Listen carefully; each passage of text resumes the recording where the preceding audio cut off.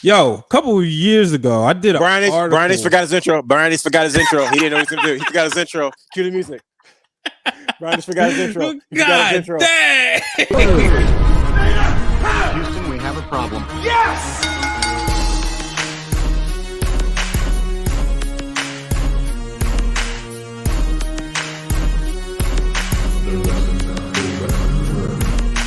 What you gonna do? What you gonna do? What you gonna do? What you gonna do? What you gonna do? What you gonna do? What you gonna do? What you gonna do? Oh yeah.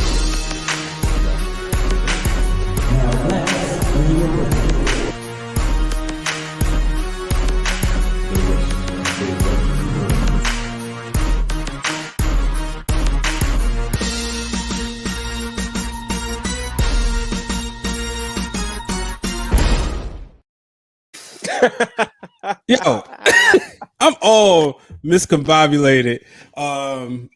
First, I forget the intro. Then I had a nice bottle of cold water. Cold water. You know, I had 5 bottles of water. You know, I know you drink the gallon, the jug. No, that's 5 to 7 is solid though.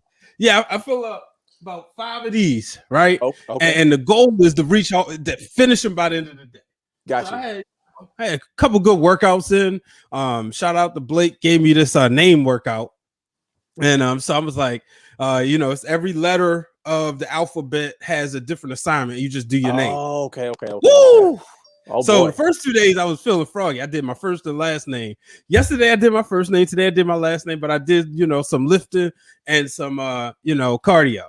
Yes, sir. Get it in. Yeah, so I'm like, all right, cool. You know, I'm with the refill my cold water, and just when the intro come on, I'm like, shoot, where's my water bottle? And I so that's what is. Hello, ladies and gentlemen. You're like, I just hijacked at the beginning. Yeah, you like, you definitely did. You're like, okay, wait. He's like, wait, no. Okay, I got my intro back. Here we go. I'm like, I'm high. I'm like, watch this. I'm ready to hijack it.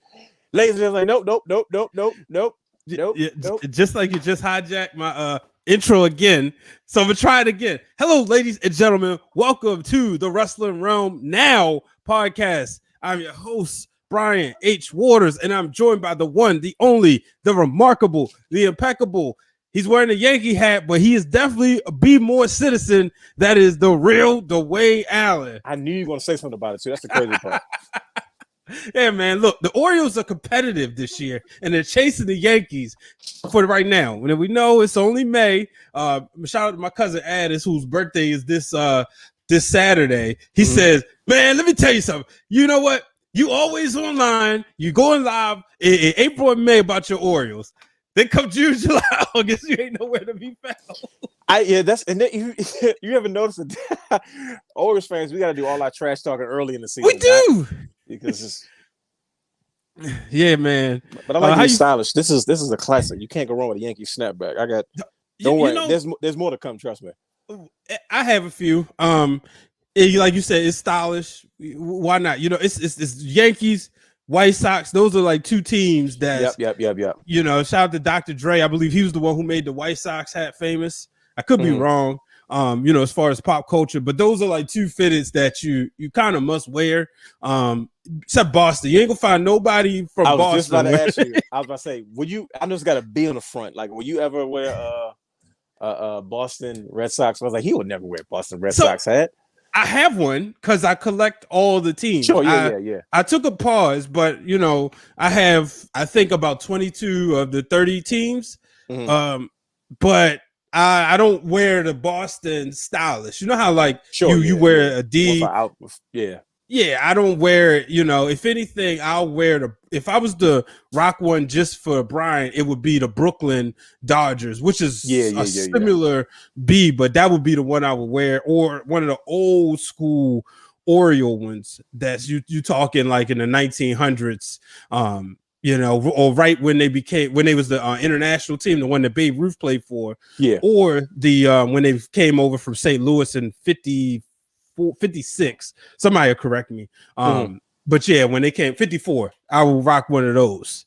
My next signature one is is a black and white Detroit Tigers, simply because of the deal. Like, I got a throwback one, but that was pretty beat up at this point. But the next one is the Detroit Tigers, simply because it has the D on the front. Yeah. I get the black and white 950 snapback. So Yeah, and that's what I have. I have a Detroit Tigers fitted also, so that's also in the collection. But yeah, so how you been this week? I know wrestling's been interesting. and that is the word, brother. It's interesting. It's interesting, but this is why we're here to talk about it, I suppose. Yeah, definitely, man. You know, I'm gonna start off real quick. No, you know, I want to go jump right in this. Roman Reigns. Okay. He's got new music. Yep. A lot of people, the internet has been 50-50, right? Okay. You've seen people say they like it, some people say they don't. As soon as I heard it, so back to working out, right? Okay. I said, all right, I look at the time like I'm accustomed to do. It's about 9:20. I said, oh boy, this is about to be a good cardio workout because I'm gonna work out during this match, right? Okay. And depending if Daniel Bryan wins, you was going here, keeping it 100, right? Mm-hmm. But I figured he wasn't, so I wasn't mentally planning to do anything. Right. And gotcha. so I I'm starting to work out and I hear this music. I was like, yo, this is great. And a lot of people, you know, they hate it. But I said two things. I understand why you do it on this episode of SmackDown. Okay.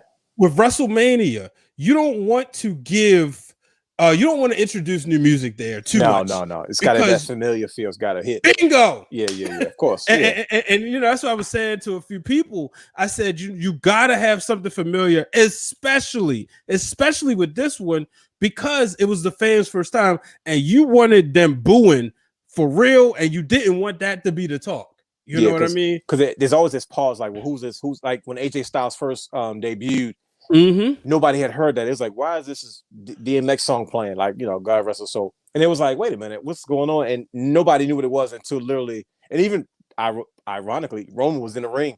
He's looking up like, and it wasn't until that thing literally said AJ or Phenomenal across the screen, everybody went nuts. You know what I mean? Yeah. Either Phenomenal, then AJ Styles, you know, logo popped up, and that's so. But trust me, I get that, but you know, I didn't realize that fans weren't taking to it as much as I don't. What were they saying? Help enlighten me, because I don't. I think people getting to the point that they want to bop to every theme music, and you know they want something that they can, you know, kind of blast in their cars. But Roman's a heel, and somebody was saying, you know, I heard like this is like final boss music, which I thought was like the perfect rendition. You know, I'm not really an RPG gamer. I'm more into the sports and you know, the fighting. Yeah. But you know, it did give me that feel like if I'm playing something like a Mario or a Sonic, and you got that final boss, or maybe even from the videos I've seen of like Final Fantasy and stuff like that, like this is the final boss, this is the final chapter. Very That's what I got. Yep. Like drawn out, I guess you can almost say. Yeah, you know, and I think people got to the point where they was always used to humming something. And I'm like, y'all realize that's the reason why Shinsuke's music had to change when he became heel. Even though they didn't drastically change it, they threw which I like though. I like the Japanese rapper. Yeah. And it was to distract you because it was to tease you because you couldn't remember. Sing along. They don't want to sing along with it. It's the same way with Kurt Angle when they changed his music around his, I guess, Extreme Wrestling Machine era. Like like right when he was on his way out the door, where you couldn't really say you suck to it anymore, because it was kind of like it would start out the same way, but then it kind of started to go up in this kind of more dramatic Olympic sounding song. It was less catchy. I liked it, but I know everybody wanted to you suck like it's. But here's the thing though, when it comes to wrestling theme music, I think it's one of those things where you don't appreciate the small nuances of how great the people who produce this stuff really is until it's not there anymore. And I say that is because you know a Jim Johnston theme when you hear it, right? Now, back in the day, you don't look at it that way. No one knows who Jim Johnston is. All you know is he's the guy holding the guitar in the back of the WWF Volume 1 album, right? Earliest memory of who that might even be, right? But you know that generation of music because it has a similar feel to it, but it's catchy. It has its imprint on your brain as far as your memories are concerned. When you hear music from that era, you know Jim Johnston's got his fingerprints on it. I'll say the same thing about the CFOs. The CFOs, when they signed on, and I know they were working with Jim Johnston at one point, and then they dismissed Jim Johnston, probably because they had this new younger group, you know, involved. Man, some of their stuff was really, really good. And when they had their contract disputes with their label, and they were so locked into the label that WWE couldn't even buy them out of their contracts and have them work in house. Now that they're not under contract doing producing WWE's music anymore, the themes don't seem to be as catchy. They don't seem to be as memorable, I guess. And that's not something you would think of initially until you realize, wait, they're not there anymore. Now, maybe nobody else, but me personally, I've noticed the themes these days, like I have no problems with them, but to me, when certain type of musicians work on certain type of music and they produce a catalog, you kind of recognize their touch and their taste and how they do things. Like the CFOs was one of the few, guys in charge of music or running music at the time with the WWE that I had theme songs literally on my playlist. Not because they're my favorite wrestler, because I was like, I really like this song. Yeah. The Usos song, the Usos theme was on my playlist. SmackDown's two of SmackDown's theme songs were on my playlist. Born to Run, the other one was We Live This Life, I think. They're like, I used to buy Cesaro's music, his original Antonio Cesaro theme music. Like that first one, that really it was the recycled Dean Malenko music with the Swedish brother rapping on like those. Like I had that stuff on my on my iPod, on my iTunes and stuff like that. On top of stuff like R-Truth, which is been his music forever, but is that was songs that I was like they was on my workout playlist and stuff like that. And then like I said, you have the Shield, of course, has such a it's I don't know what you call it. It's a signature, a signature sound to it. When you hear certain sound, when you hear it down. At one point you thought the Shield, and then after a while it turned into Roman. But there was these small nuances in the music that, like, you know what I mean? Shawn Michaels, Jim Johnson, Shawn Michaels, when you hear the doom, doom, doom, you know what it is immediately. You know what I mean? Yeah, that's true. When you hear the glass shattering, you know what it is. Triple H's, even his original stuff, his first music when he first went solo, like those small things, it's like those things became a signature part of what exactly we will memorize or remember part of our childhood as these staples. They're not just songs that were staples, but now are we getting those same things? Miz is another thing that I felt the same way about. Like I had that stuff on Ziggler's music, both like three of his themes, his first, second, third, and fourth version. I had all like four of those. Like I liked all of them. You bring up something because when you play the video games and you create a wrestler, right? They have the music where it's breaking up in the steps, right?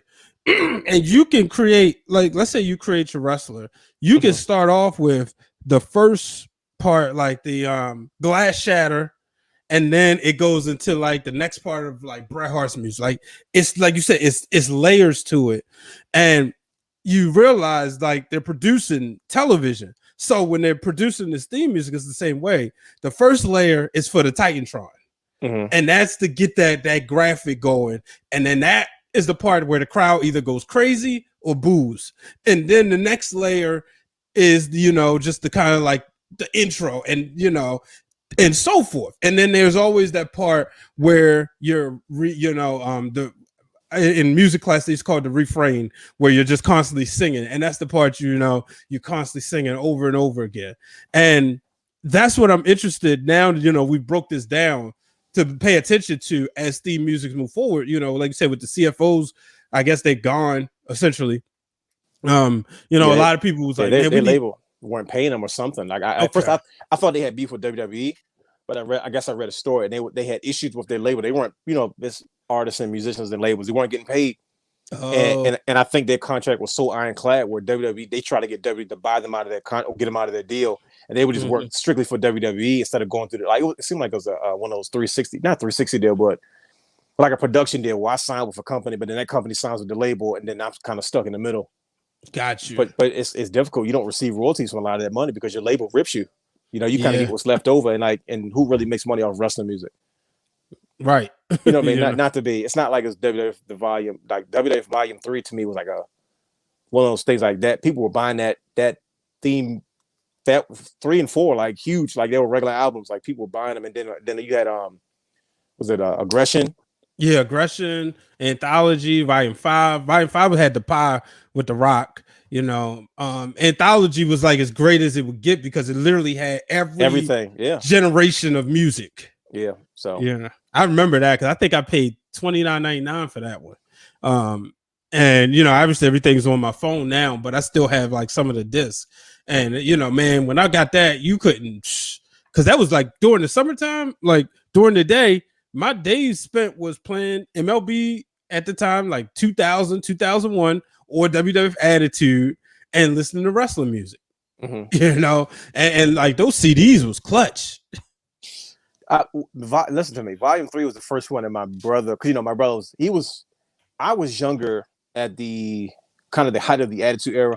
Okay. I was maybe 4th, 5th, 6th grade-ish. My brother was kind of in middle school. He was kind of more 7th, 8th grade, 9th-ish. So, he was into the CDs, and he had the boombox and the stereo. He was, in the teenage thing, so it was clothes and music and all that kind of stuff. So, I would gas him up, bro, you got to get it. Like, how are we going to, like, not that he needed any convincing, but I was like, yo, we need, like, I got a boombox. I got a small one. Like my brother had a big one, but that sat on, teenage, that sat on your dresser. It was a 3-piece, one in the middle, your 2 big speakers.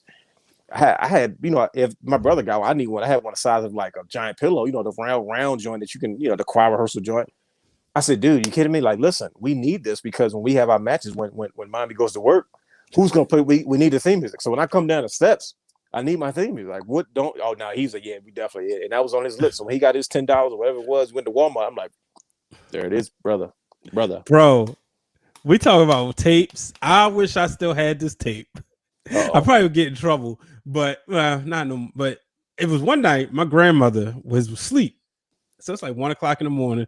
It's the summer of 99. And so that was a good year. Yeah.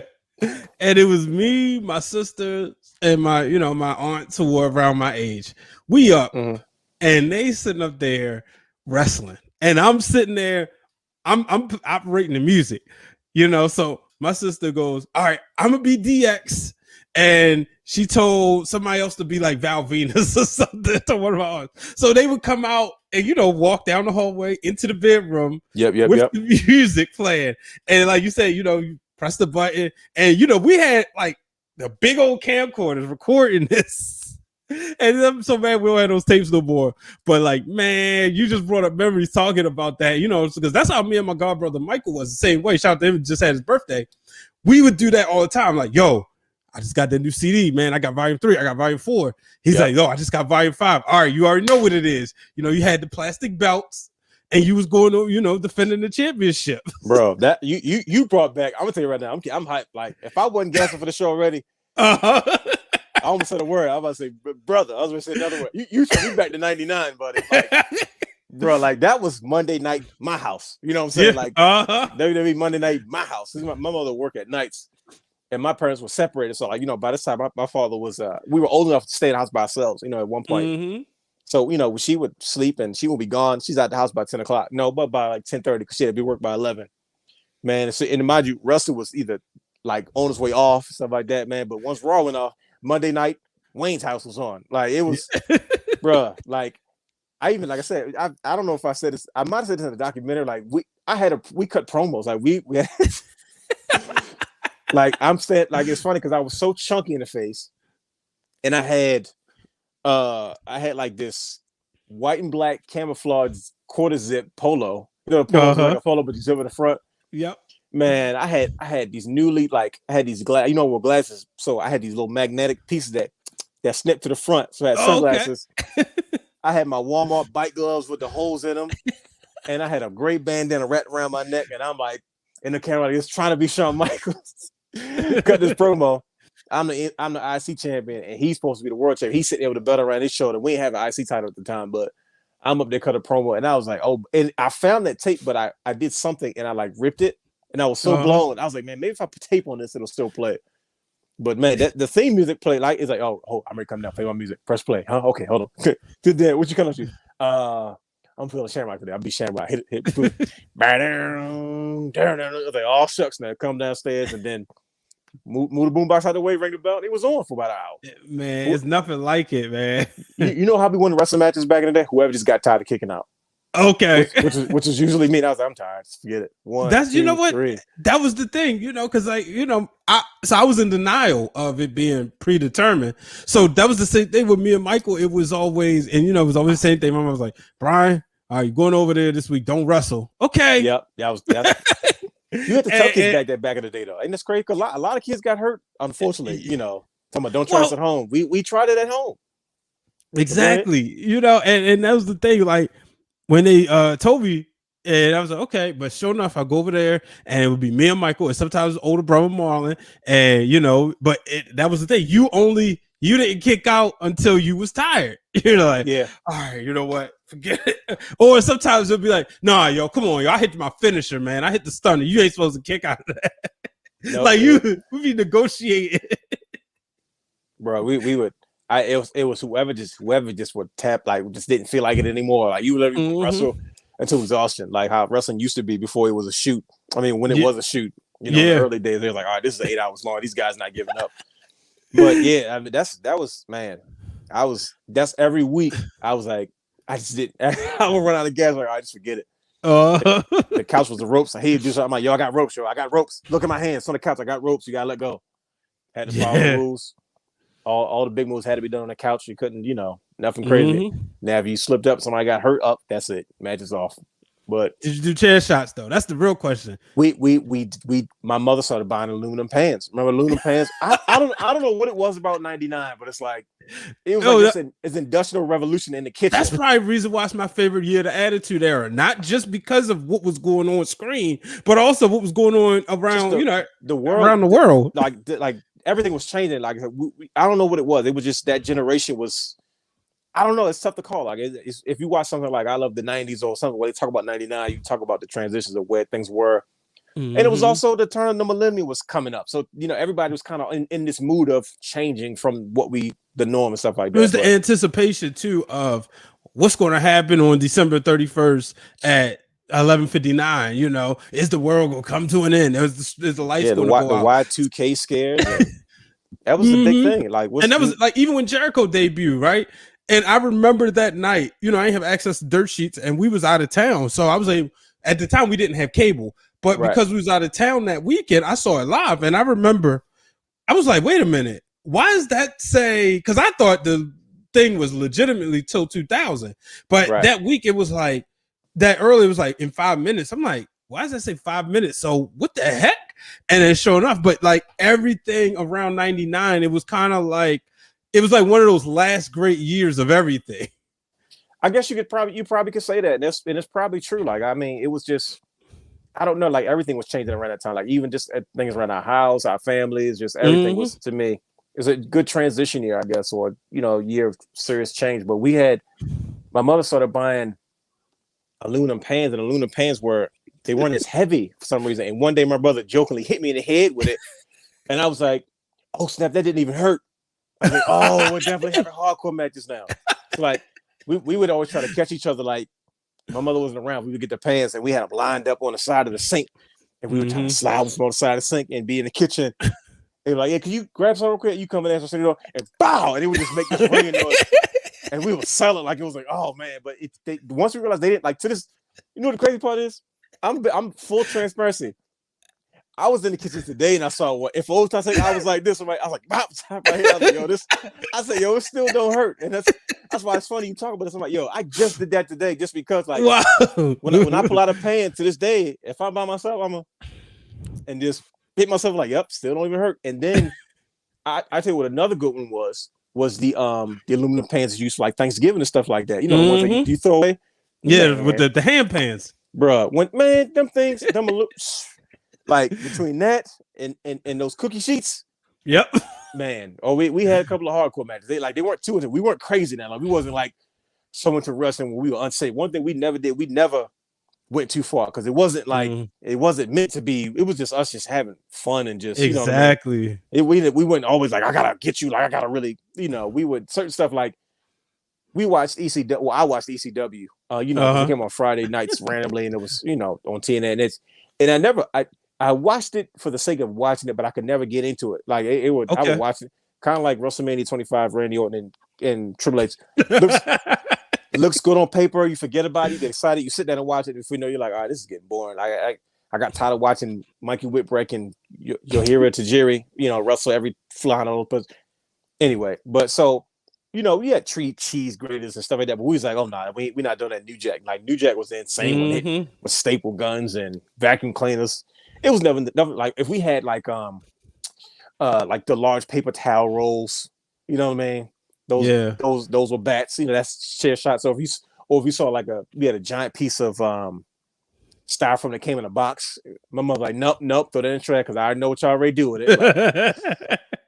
Like, because that's cracked that size in my head. That's a cinder block. I guess that was like, though you don't realize how important those things are because it was 25 minutes. We still talking about it. You don't realize how important. But we're almost talking this 20-something years later. Not really, not for us. Like maybe what? I guess almost 20-something years later.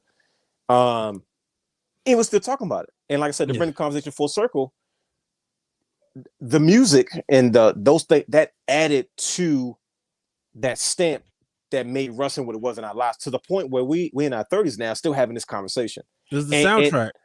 It's the soundtrack to your childhood. Like people, why you like that song? Why I like that album? Why I like that?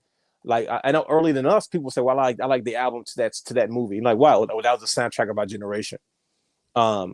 That's, to me, that's what those things were. But when you look at it, they were signatures. Like when every song, and I'll speak for Volume 3 specifically for me, every song you heard on those albums had a signature to it.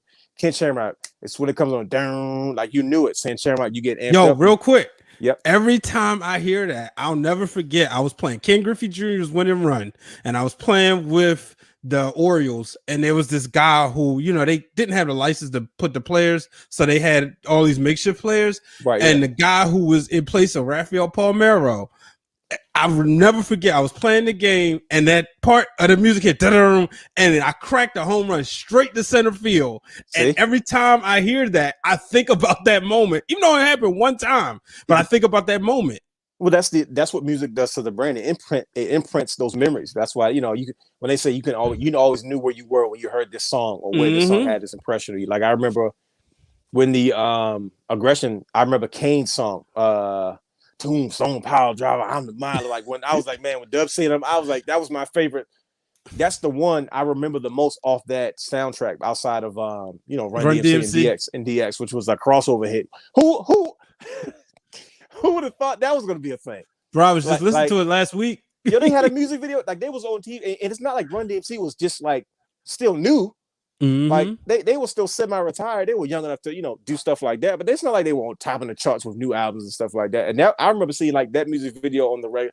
And I remember watching the music video and being more mad because the DX guys it was just Triple H, Stephanie, and Tori, holding the bats that were lit and stuff like that. But like every song on those albums had signatures. Can you say the same thing about Roman's new theme music now? Does it hit the same way as when you hear it now? It is still new, it's fresh. Let's be fair, But when you heard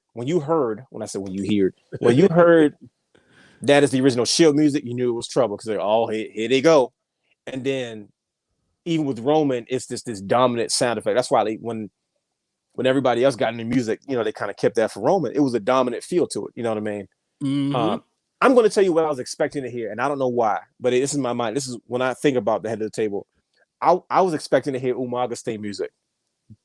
Doesn't make any sense, but just that the way his music sounds, that kind of tribal, fast beat. I was like, oh shoot, I guess they can't play that. But when it's like, oh yeah, Rome's got new theme music, I just assumed they were going to play Umaga's. But then when I heard it, I was like, okay, I get it. To me, it's a little long and drawn out and dramatic. But I noticed that as a heel, he does that now. You know what I mean? Yeah. He waits. He takes his time to come out. And I remember, I think Jericho on Austin's podcast was talking about. I think it was Jericho on Austin's, on Smoking Skull Sessions. He was talking about when no, was it him or was it Miz? And I think it was Miz. On Miz's new WWE 24 on the network on Peacock. See, I was trying to find that, and I couldn't. Again, like we was talking about before the show, navigating Peacock. You don't know what it is. Is it Untold? Is it W24? Exactly. Like they just have like WWE section. Like, bro, can you give me some menus?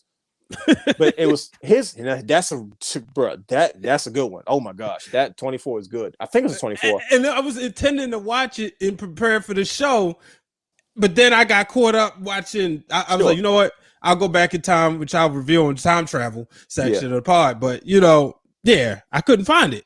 No, yeah, listen to me. Like, that kind of stuff is right up our alley because one, that's our field of expertise. We're storytellers. We're trained in storytelling.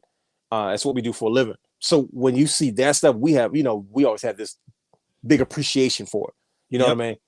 And that one, that's a good, because we've always heard the bits and pieces of the Miz's story, but they really like break it down. And I think the Miz is talking about Vince McMahon when The Rock's music hit, when he impersonated The Rock, and he was like, "Wait, don't go anywhere yet." He was waiting. He said he was just waiting for the crowd.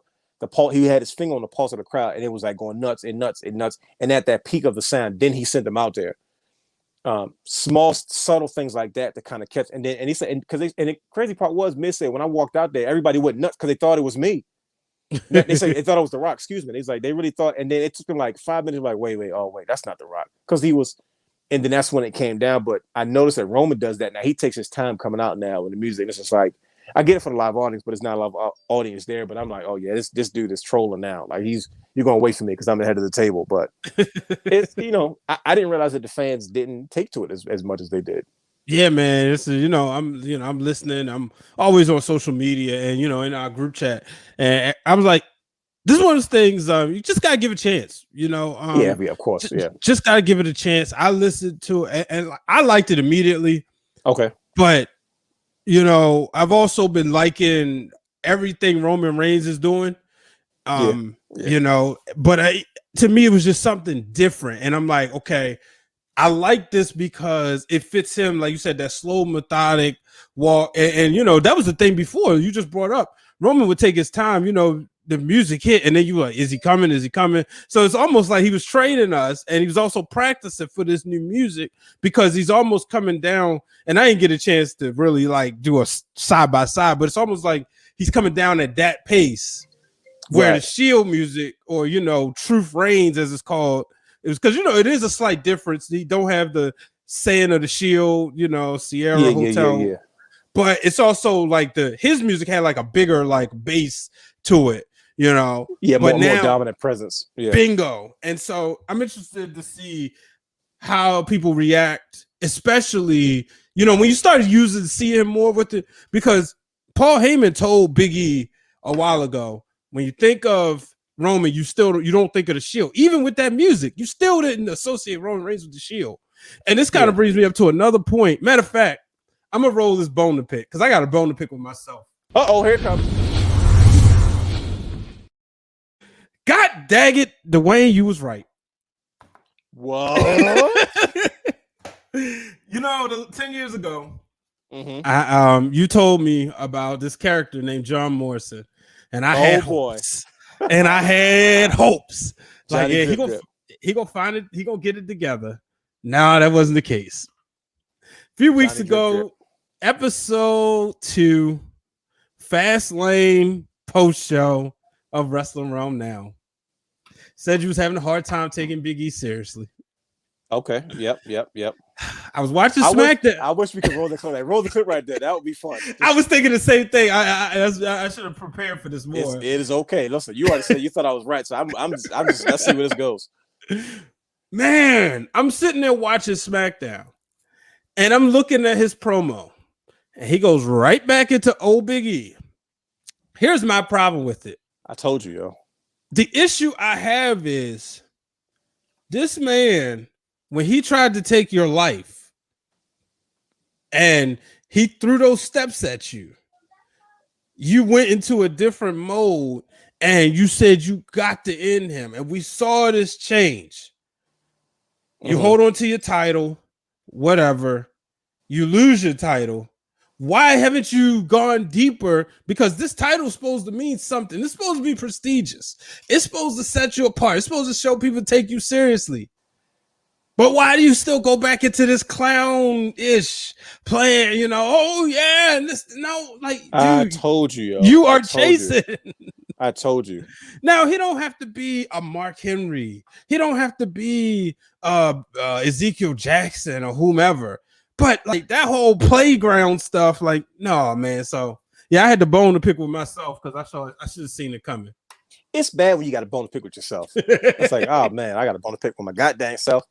Listen, and I told you, like, I'm not even like I didn't want to be true about the situation, but it's just like when Big E first debuted, I think he was still Big E Langston, and he was doing the double thing. He was in NXT, and then he was in on the main roster with Dolph Ziggler and AJ Lee, and he was the muscle, he was the heater, as the guys call it in the business, and in the business. I remember it's the business. I remember us looking at him like, oh, look at this guy. He's got the size, he's got the girth, he's got the demeanor. This guy could be a black. He might be a WWE champion. Because at the time we were like, it was almost taboo for a black guy to be WWE champion. It was almost dang impossible. They went almost 50, 60 years without one. Outside of The Rock, which I do acknowledge as a black champion, but just everybody wanted a straight black African American, complete. Not a, because The Rock has always been celebrated for his Samoan heritage. It doesn't downplay his African American side, but I know we haven't always acknowledged that him as, he's the first pure African American, because his Samoan wrestling heritage is so much stronger than what we would consider his African American wrestling heritage, which is strictly his father.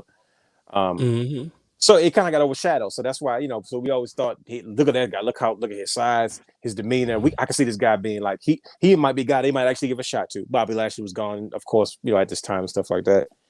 And then he got with the New Day, and New Day does their thing. He is who he is, and they're adamant about not having to change. I respect it. You know what I mean? Because they don't want to go into stereotypical big angry black guy. Even though Bobby Lashley's doing it. I almost though, because he still got that swag with the suits. But see, here's the thing though. There's this idea that that's who Bobby Lashley is, though. You know what I mean? I think a lot of wrestlers are afraid to be stereotyped as big angry black guy. But I'm like, there's ways around it, which Bobby Lashley and MVP are proving. The Hurt Business proved it, because the Hurt Business came in and they were very prestigious, full black gentlemen, and they weren't angry aggressive, but they were about their business. How they carried themselves. They looked like the Full Horsemen. They dressed like $1 million. They weren't overly aggressive. They weren't angry. They were about their business. There's ways around it. But I respect them. Like, no, that's not who I am. It's kind of like Naomi. And I say this once again because I watched Total Divas. She used to say, like, I can't be a heel. Like, that's not who I am. I can't be this angry black girl. And, they were looking for that edge and that spice. And they kind of just, they brushed over her, because along comes Sasha Banks. And then along comes now Bianca Belair, that has that natural, I call it black girl swag, but it's not, it's so authentic that it's not stereotypical. You know what I mean? Yeah. She not coming out there and purposely being all no, you can tell she's being herself, elevated, but it's celebrated as her being herself, not her trying to be ghetto or her trying to be something that can be taken the wrong way or, culturally misappropriated. That's a SAT word for you. But Big E is one of those guys where I'm like, there he goes again. You want to be taken seriously, but you, like, when you cut a promo, I'm thinking he ready to get riled up. He sounds like a preacher. Like, and I know nobody wants to do the preacher gimmick as offensive as that is, but it's just like, you're supposed to be the guy I'm supposed to take seriously. You're the guy that's supposed to be the next man up. He's supposed to be that intense. Paul Heyman lied to him like he lied to everybody else. Like, oh yeah, that's the Big E we need to see. I expect you to be challenging Roman Reigns next year, WrestleMania. Like, don't lie to that man, Paul Heyman. You lied about everything. You're still mad, bro. I am. I don't like him. I used to. He never did anything personally to me, so I had no issues with Paul Heyman. But what he did to my boys, then I took it personally. Michael Jordan said in The Last Dance, that's when I took it personally. So that's when I took it personally. But I kept saying, like, that's funny, doesn't make money. That's true. Like, you've never seen Kofi got away with it because Kofi's just that good. And Kofi wasn't in the middle of a New Day gimmick at the time. Like, if he was on a storyline where he was like, we're beefing with the Revival and we fighting over pancakes and mashed potatoes, what's better? That's a New Day type gimmick. Like, if that's to go from that to WWE champion, they weren't really doing anything, but it was like, no, Kofi deserves it. That story kind of told itself. Yeah. You know what I mean? Like, you don't have to make nothing up, because, like, no, this guy has been here. He's that good. Why is he not in this conversation? Big E is just, is a cartoon. And I can appreciate the cartoon, but that's not who I see as world champion, because there has never been anybody to shake the ground and say this type of guy is going to be the world champion. I'm not saying that it's not possible, but somebody has yet to do it. Once you do it, and it's kind of like, well, there was never a short WWE champion, but then Daniel Bryan come along. Not really Daniel Bryan. Bret Hart came along. There has never been, and then you have the Eddie Guerreros and a lot of other guys that were smaller guys that were considered world champions, but they were first to prove that it can be done. So that gave way to Rey Mysterios and the Daniel Bryans. And then I guess you could almost say the AJ Styles. He's that good. You don't really pay attention to his size. But those are guys that really were considered to be world champion dudes, but somebody did it first. Unless he's going to be the first person to come out there with that gimmick, with that style of presentation, because it's not really a gimmick. It's just like, if this is who you are, okay, fine. What? I told y'all, like, I don't know what to say. Like, he has to make you money. He has to go and speak. He has to make people tune him every week. All our favorites, like Hurt Business, unless you have a manager, we tune in to watch two things. Brock Lesnar, we turn to see Suplex City. We tune in to see his responses, his intensity, and he sells like a boss. And we also tune in to see Paul Heyman talk for him and to pull us into what's going on, and he just does the rest. Yep. Daniel Bryan did the same thing. Daniel Bryan, when he was heel, you know what I mean, when he turned on the fans, and he was this environmental soldier, and that was his thing. Like it told itself. Like you knew, okay, now he thinks he's better than everybody else because of who he thinks that he knows what's going on and what's best for it. Sami Zayn, another one. He thinks it's a conspiracy against him. Those things kind of write themselves when you're in those spots. Forget the titles. When you're in those spots. Big E comes up there because you think it's a game. And I'm like, this ain't the 80s, bro. I'm just like, okay, cool. But it's like, but they told me you were the next up, and I'm not seeing next up because you're still cutting promos like this and Apollo. Like, and he's doing it with a straight face. I'm like, is he trying to be funny? And like with a straight face, is he trying to make me laugh? I just, but if one good thing came out of it, I appreciate the fact that it has Brian H. Wood saying that I was right about something. And if there's anything I can give Biggie, like that, Biggie, congratulations. You made Brian H. have a bone to pick with his goddamn. You have hope for people, though. I appreciate that. You have hope for your brothers and sisters in the game. I do. But speaking of hope, man, Cedric Alexander, last night on Raw, as we record this on Tuesday, we saw kind of a wake up. People upset, rightfully so. Hurt Business broke up. We explained it. Not gonna go back into it. I was on the Jobber Tears, Sir Wilkins' is Coffee Talk with Friends, and I brought up your point and gave you the credit. And MVP had kind of gave a smirk, like whatever, it was like, because he sold it as, is Bobby Lashley bigger than Hurt Business? And he Wilkins even said, like, I agree with you saying. He said, shout out to you and Dwayne for making me see it that way. Well, last night we saw Cedric, kind of like after they lost again, he's like, look, man, basically you suck. And this is the reason. And I'm sitting there and, of course you see Shelton Benjamin, he's like shocked. And then he goes back, he plays it off. He's a vet, says, I'm the one who vouched for him. And I'm the one who said this. But now that's okay because he better never do it again. He got to show me my respect. I'm going to tell you why I was happy to see this. Got to see some personality out of Cedric Alexander. For months, for all time, the whole thing you saw was a great worker, great cruiserweight, former cruiserweight champion, go out there, put on good matches. Like you say, guys like that, great worker. Always going to have a job, right? Good hand. Yeah. Good hand. We saw a little bit of this when he started winning matches and he was kind of taking the credit. And MVP, it's kind of like he was getting a little too cocky. But now, after they got kicked out, it's kind of like, nah, I got to get back to that guy.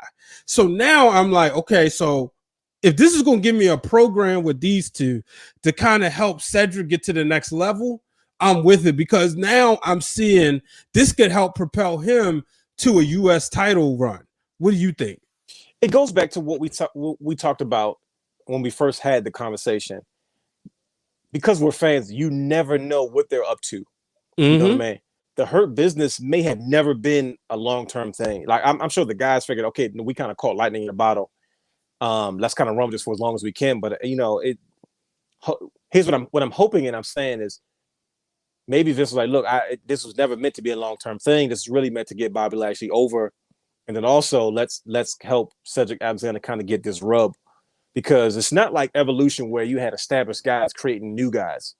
You had a Triple H and you had a Ric Flair where you put the new guys that eventually became two of your biggest main eventers in the company history, Hall of Fame careers, in Dave Bautista and Randy Orton.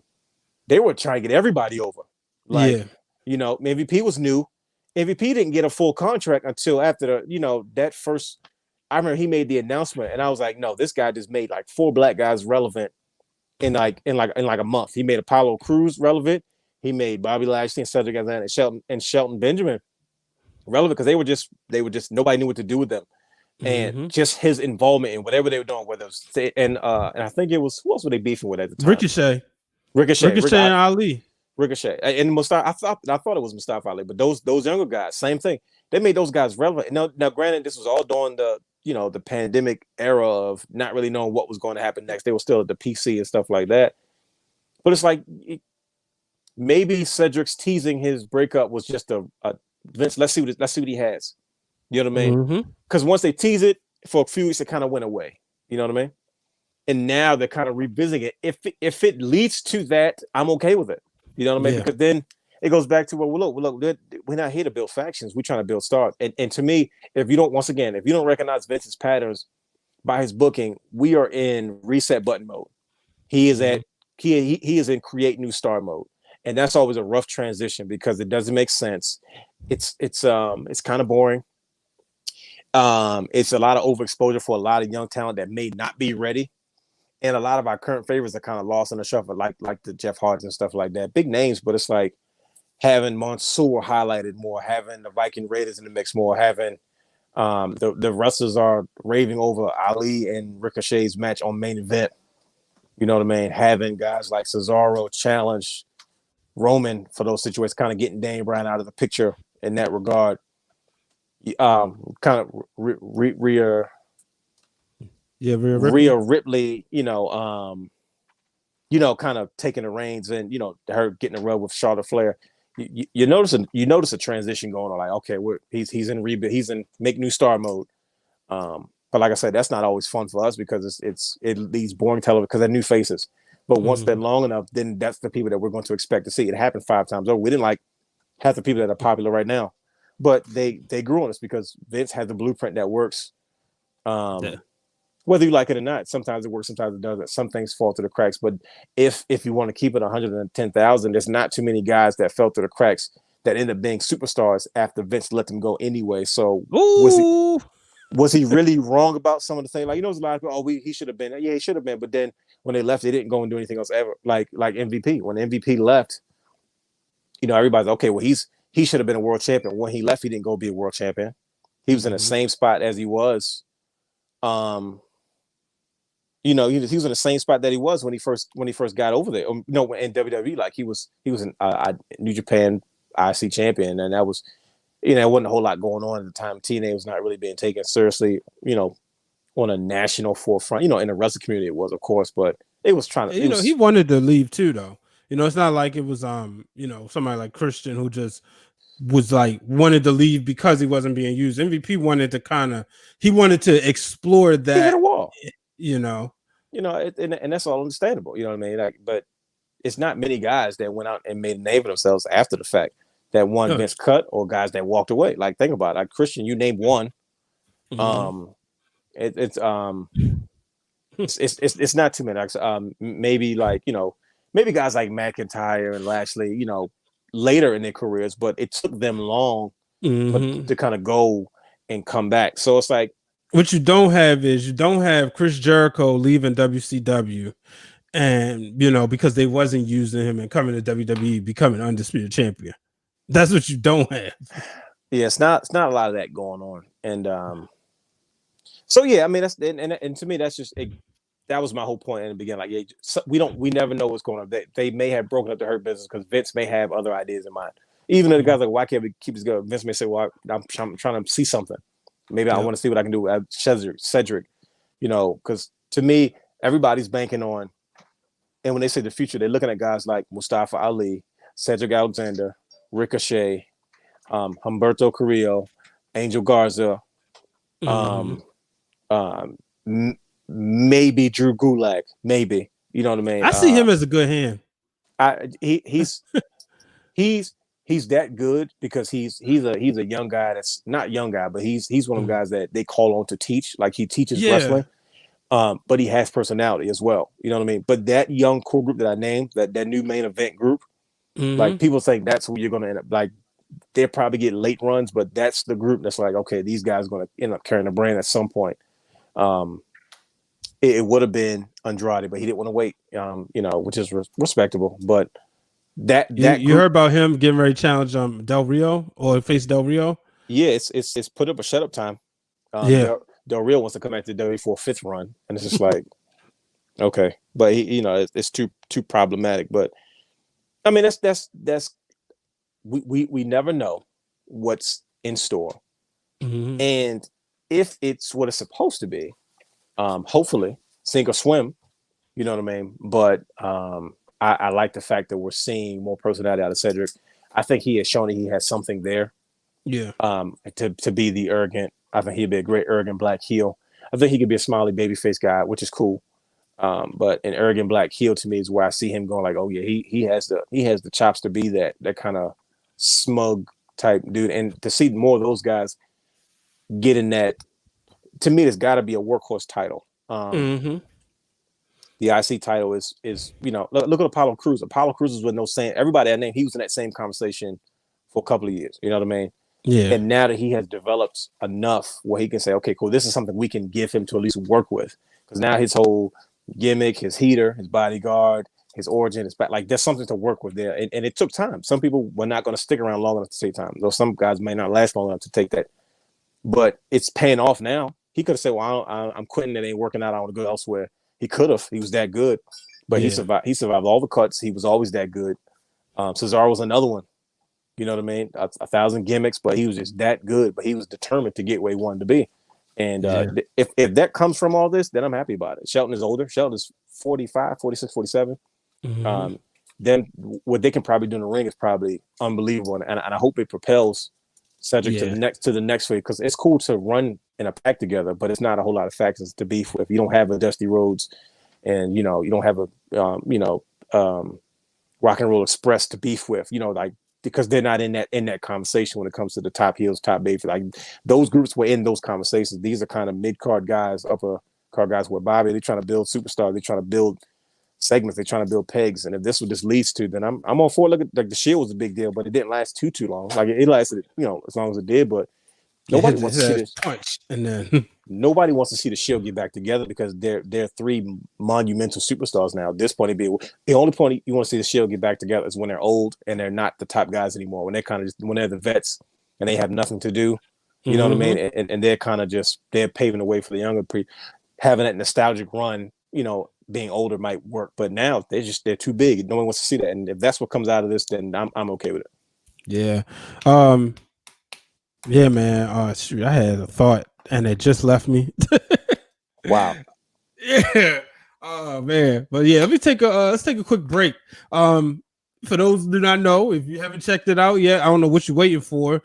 Dwayne did his belts, his top belts, but a part of that also came a great story about the time we graduated from college. Here's a clip of that. We'll be back after this. Over these 10 years, one things that we always had conversations about is championship belts. Yes, no doubt. Yes, when you talk about the design, the look, the way it makes you feel, spoiler alert, for our college graduation from the Great Morgan State University, we walked around with the belts around our waist as we crossed the stage. Show the picture.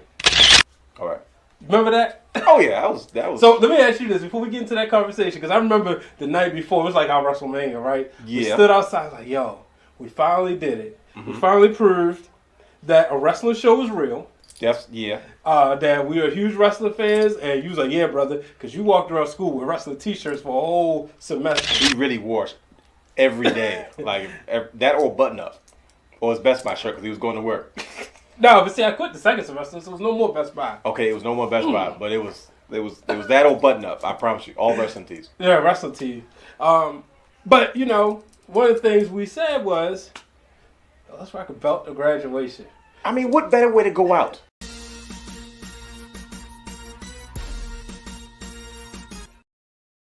All right. Speaking of belts, it's almost new belt time, man. So believe it or not, you know, you was just talking about the IC title. They had that one on sale, and it's cheaper than the US title. so I was like, oh man, you know, I was talking to Carlos about it, and we was talking about, you know, just the you know, always having belt conversations. He was saying he didn't really care for it. And I was like, you know what? That IC title is growing on me. It has a prestigious look. And I was like, man, that might be the next one. Listen to me. I told you. I like the United States, but it's so chunky in the front. It's throwing me off right now. Maybe it'll grow me like the last one did, because I didn't like that one initially, but it grew on me. So I don't know. We'll see. The IC title, I can say I like it better than the United States right now. But like I said, I mean, if it's on sale, you might as well buy it. You might as well buy it. So it's between that and the undisputed one. That new undisputed is version 2. Yes, it's a beauty. Like the version 2 already, like from years ago, was already like immaculate. But then I saw a comparison video between the old one and just the small stuff they changed. Oh, okay. It's a massive belt, like it's the size of a pillow. Yeah. So decisions. Either way, you can't go wrong, and either way, I get to benefit because I get to see it in person. So. Yeah, man. Yeah, that's what we're going to do soon. Is my top belts in the collection. It's gonna be hard to choose between 5. As you know, I got 10 now. They showing off. Hey, blame the pandemic. We ain't got to pay for gas going to work and lunch.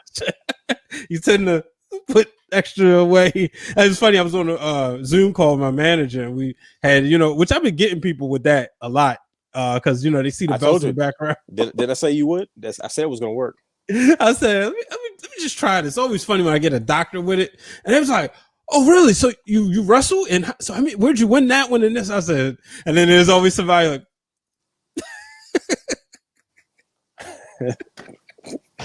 oh, yeah, you know, it's wrestled. I got that one at SummerSlam 98. This is they pay attention, like, wait a minute, weren't you like 9? Yes, I was. Oh, man. But Eva Marie is back, man. Is this your bone to pick? You good, or how do you feel about it? Because it seems like you feel the same way as Black wrestling Twitter, women's wrestling Twitter, and all of wrestling Twitter feels about it. I don't get it. I just don't. I don't get it. How do you cut? I don't. That doesn't make any sense. All right. So what does she bring to the table? Allow me. Vince McMahon. I'm gonna put my Vinnie Mac hat on, right? Not my fan who wants to see this, but I'm gonna put my Vinnie Mac hat on. Okay. What he see is, and this is, and I'm obviously doing a parody, but what in my eyes, what he see is, he looks at Eva Marie. So, well, she's gorgeous. She's a redhead. Do I have any redheads on the roster? She doesn't have red hair anymore. She has pink hair. I thought it was red, pink, whatever. Right? Just follow me. I'm following. Go ahead. He's looking at her like that. She can also be his eye candy model. Now, at one point, that was Mandy Rose, right? Well, Mandy Rose is getting in the ring, even though she's trying to decide whether she wants to be an athlete, eye candy model. No, I'm not criticizing her whichever way she decides to do. But you know, we saw this last year leading into SummerSlam. Mandy had that kind of that conflict of, you know, she cut her hair, she was wearing pants, you know, she had changed up her look. Then she finally was like, all right, you know what? Let me just go back to this, right? Where you watch Trish Stratus Faction, you'll see the transition, and then your eyes will take you back when Trish went from Vixen to wrestler. Right. Yeah. So now it looks like he's bringing in his full-fledged Vixen. And I said, okay. To do what? Now people, right? That's what. Now, again, maybe this is what he's trying to use. This is a person he's trying to use to target those 18 to 35 boys, right? Now, you sit there, you say, well, what about Mickie James, right? What about the Iconics? That's what everybody keeps saying. What about Chelsea Green? The Iconics, okay, you know, they who are launching a podcast, by the way. And I'm like, okay, here we go. Another Russell the podcast. We already know what this is going to be about. They're going to complain while they're on their 90 days. The podcast go away within a year. Whatever. But you have her coming on, you know, you got them. I hated the fact that they broke up because I liked them as a team. I felt that dynamic worked, right? Especially when you had these tag titles. But you try to split them up. Peyton Royce dropped the ball. Now, when she challenged Asuka, to me, she dropped the ball. Billie Kay, on the other hand, had something that was working. Mickie James, a veteran, I don't understand, but I guess Vince McMahon thought she was too old, which I think is disrespectful. So he's looking at Eva Marie as somebody who was a reality TV star. Maybe they got something in the works that we don't know about with another version of Total Divas. So that's maybe, and like I said, this is me trying to see things from Vince's point of view. Do I agree with it at the end of the day? Absolutely not. But boy, oh boy, the internet was rough on her. Now, you know, I'm one to always do the same thing you just literally did and say, okay, let me not be, you know, let me try to look at this from a different perspective. Right. In this situation, I don't understand it and I don't get it because to me, and you want a hot take, I'm ready to give you one. There's a double standard when it comes to women's wrestling. And it's not the normal women's revolution stuff, not the all equal pay and misogyny. No. For what reason you broke up the Iconics? The Iconics to me were on the same level as a heavy machinery, right? Okay. Vince is not big on traditional old school tag team wrestling. They have it, but from a business standpoint and where wrestling is now, we know that's not his thing. And to be honest with you, it's nobody's thing because AEW doesn't do it either. Except when they want to put Jurassic Express on TV every week. So if you look at it globally, tag team wrestling, first of all, Eric Bischoff made it very clear. Like, let me make it very clear to you. At the height of professional wrestling's financial boom, tag team wrestling still wasn't financially it. Right. Like, tag team wrestling did not bring in big money. And he's like, I have a business to run. It's not my responsibility to make sure that purists are happy that we've got an age-old pastime. Tag team wrestling was a different type of draw back when it became what it was, but it's just not that now. Got that? Okay, makes sense. You have the Iconic. They didn't even have to be in the ring. They were annoying. They played off each other well. And I was like, even if they just did backstage segments, you can't be paying them that much money that you had to get them off the payroll. Mm-hmm. They weren't the greatest wrestlers, and they weren't meant to be, but they were entertainers. Mm-hmm. Anything they did, it was like, okay, this works. And I remember some people were mad that they were in the match and they got the rub that they got. Well, they won the women's tag titles. They're like, they won, but yeah, how do you go from that to once splitting them up, then cutting them both? Like, if you want women's wrestlers, right? And this is the other end of the conversation. You want women's wrestlers. Wait a minute. Which one are we doing now? Are we a wrestling company or are we sports entertainment? You want good 5-star women's wrestling matches? It was okay, cool. You got 4 or 5 on the roster that can give you that. Now you want everybody else to be that way, but then you're not giving them TV time, so it doesn't make sense.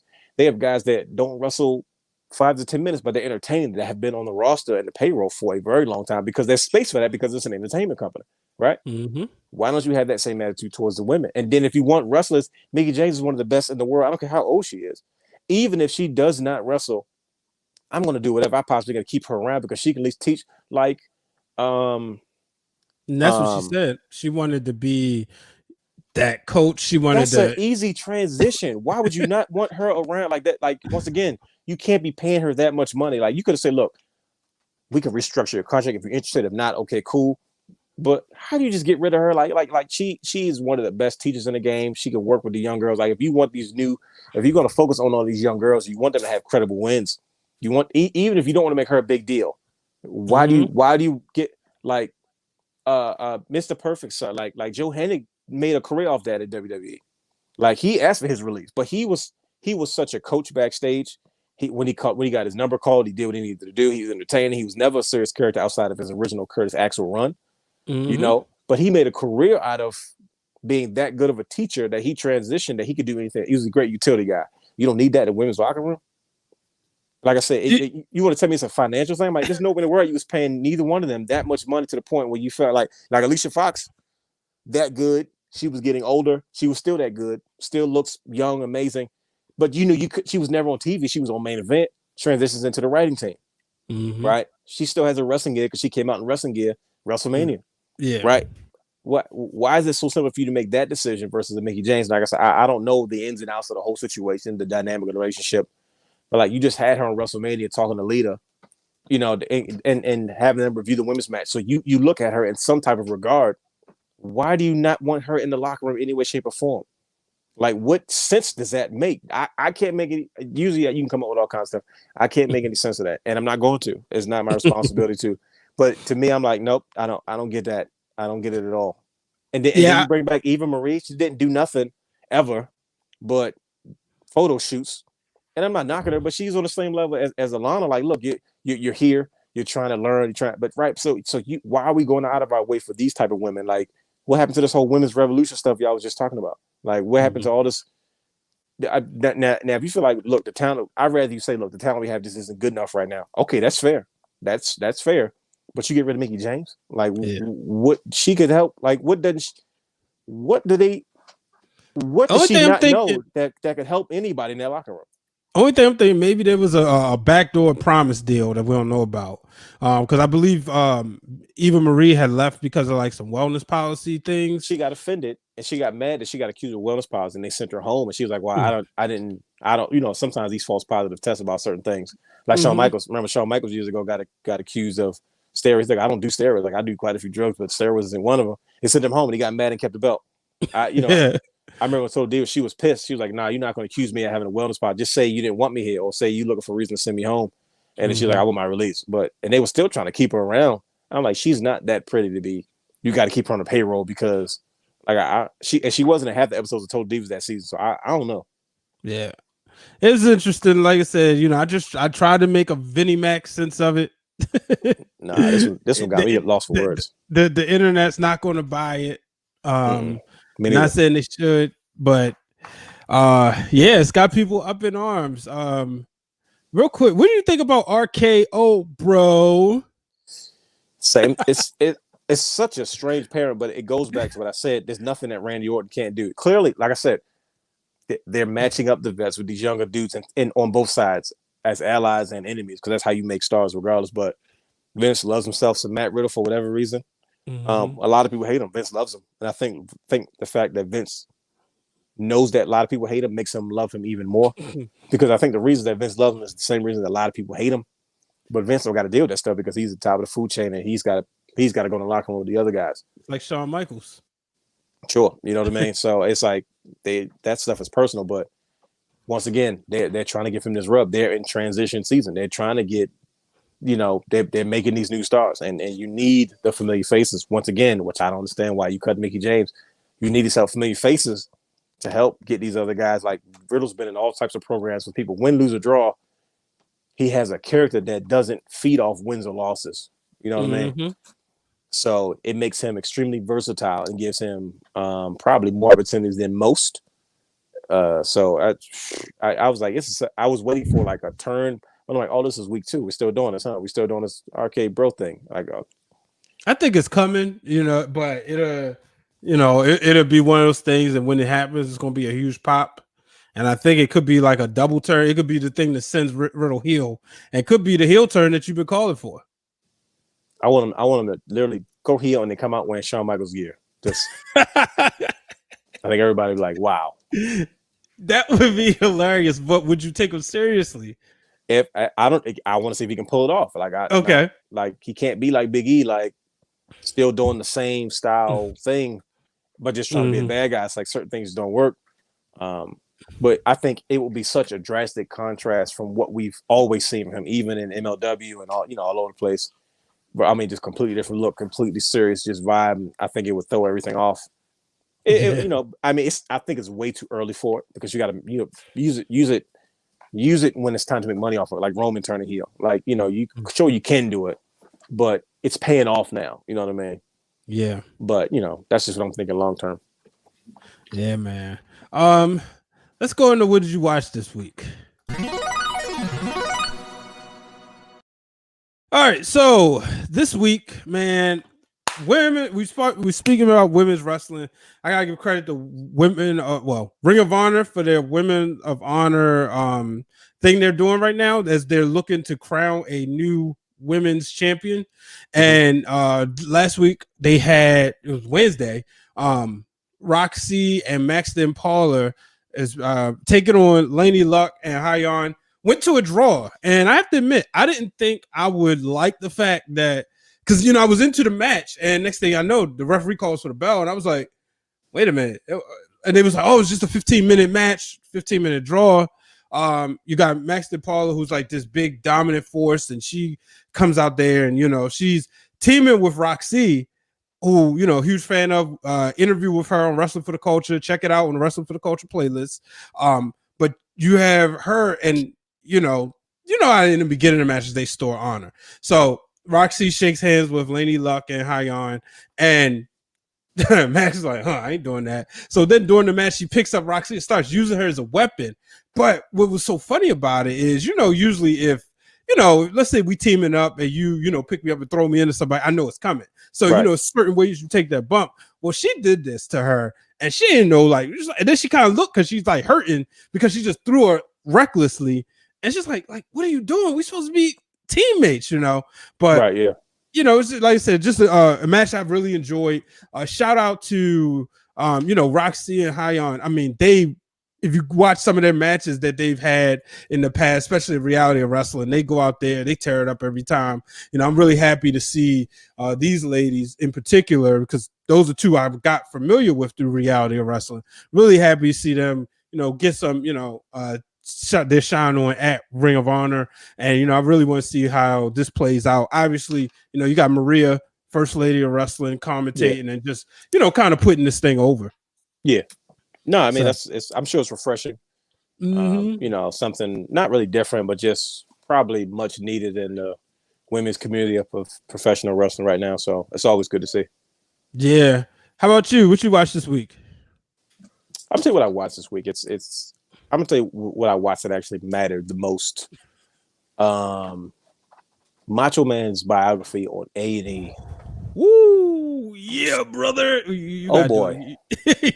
I got to watch Macho Man's biography on A&E. Yeah. First of all, to hear from his brother that he essentially decided to talk like that, he said he never heard him speak his other voice again. It's like, so you got two voices. I know he had like cough drops in his. I can't talk like that. Just so good. See, like my throat's getting scratchy just even trying to do that.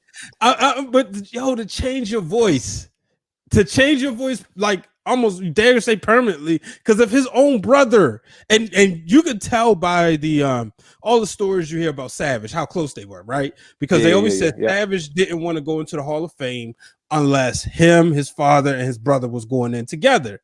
Yeah. So that lets you know how close they were. Yeah, to hear him say he never heard his other voice again, wow.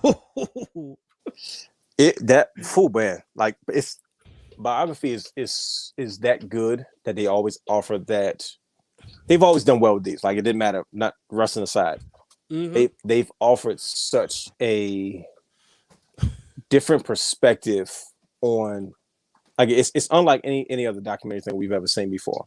Yeah, and they offer it in a way where you feel so much more involved, because we've seen the Macho Man DVD before. We've seen Austin's DVD, but it's just like the way that they tell these stories and the people they interview and the questions they ask. It's like, oh, I didn't know that. And it's crazy that these wrestlers' lives. He's who's he on my list? Savage is number 3 on my list. All-time favorites, man. And it's who's number 2? Or do Bret Hart, Shawn Michaels?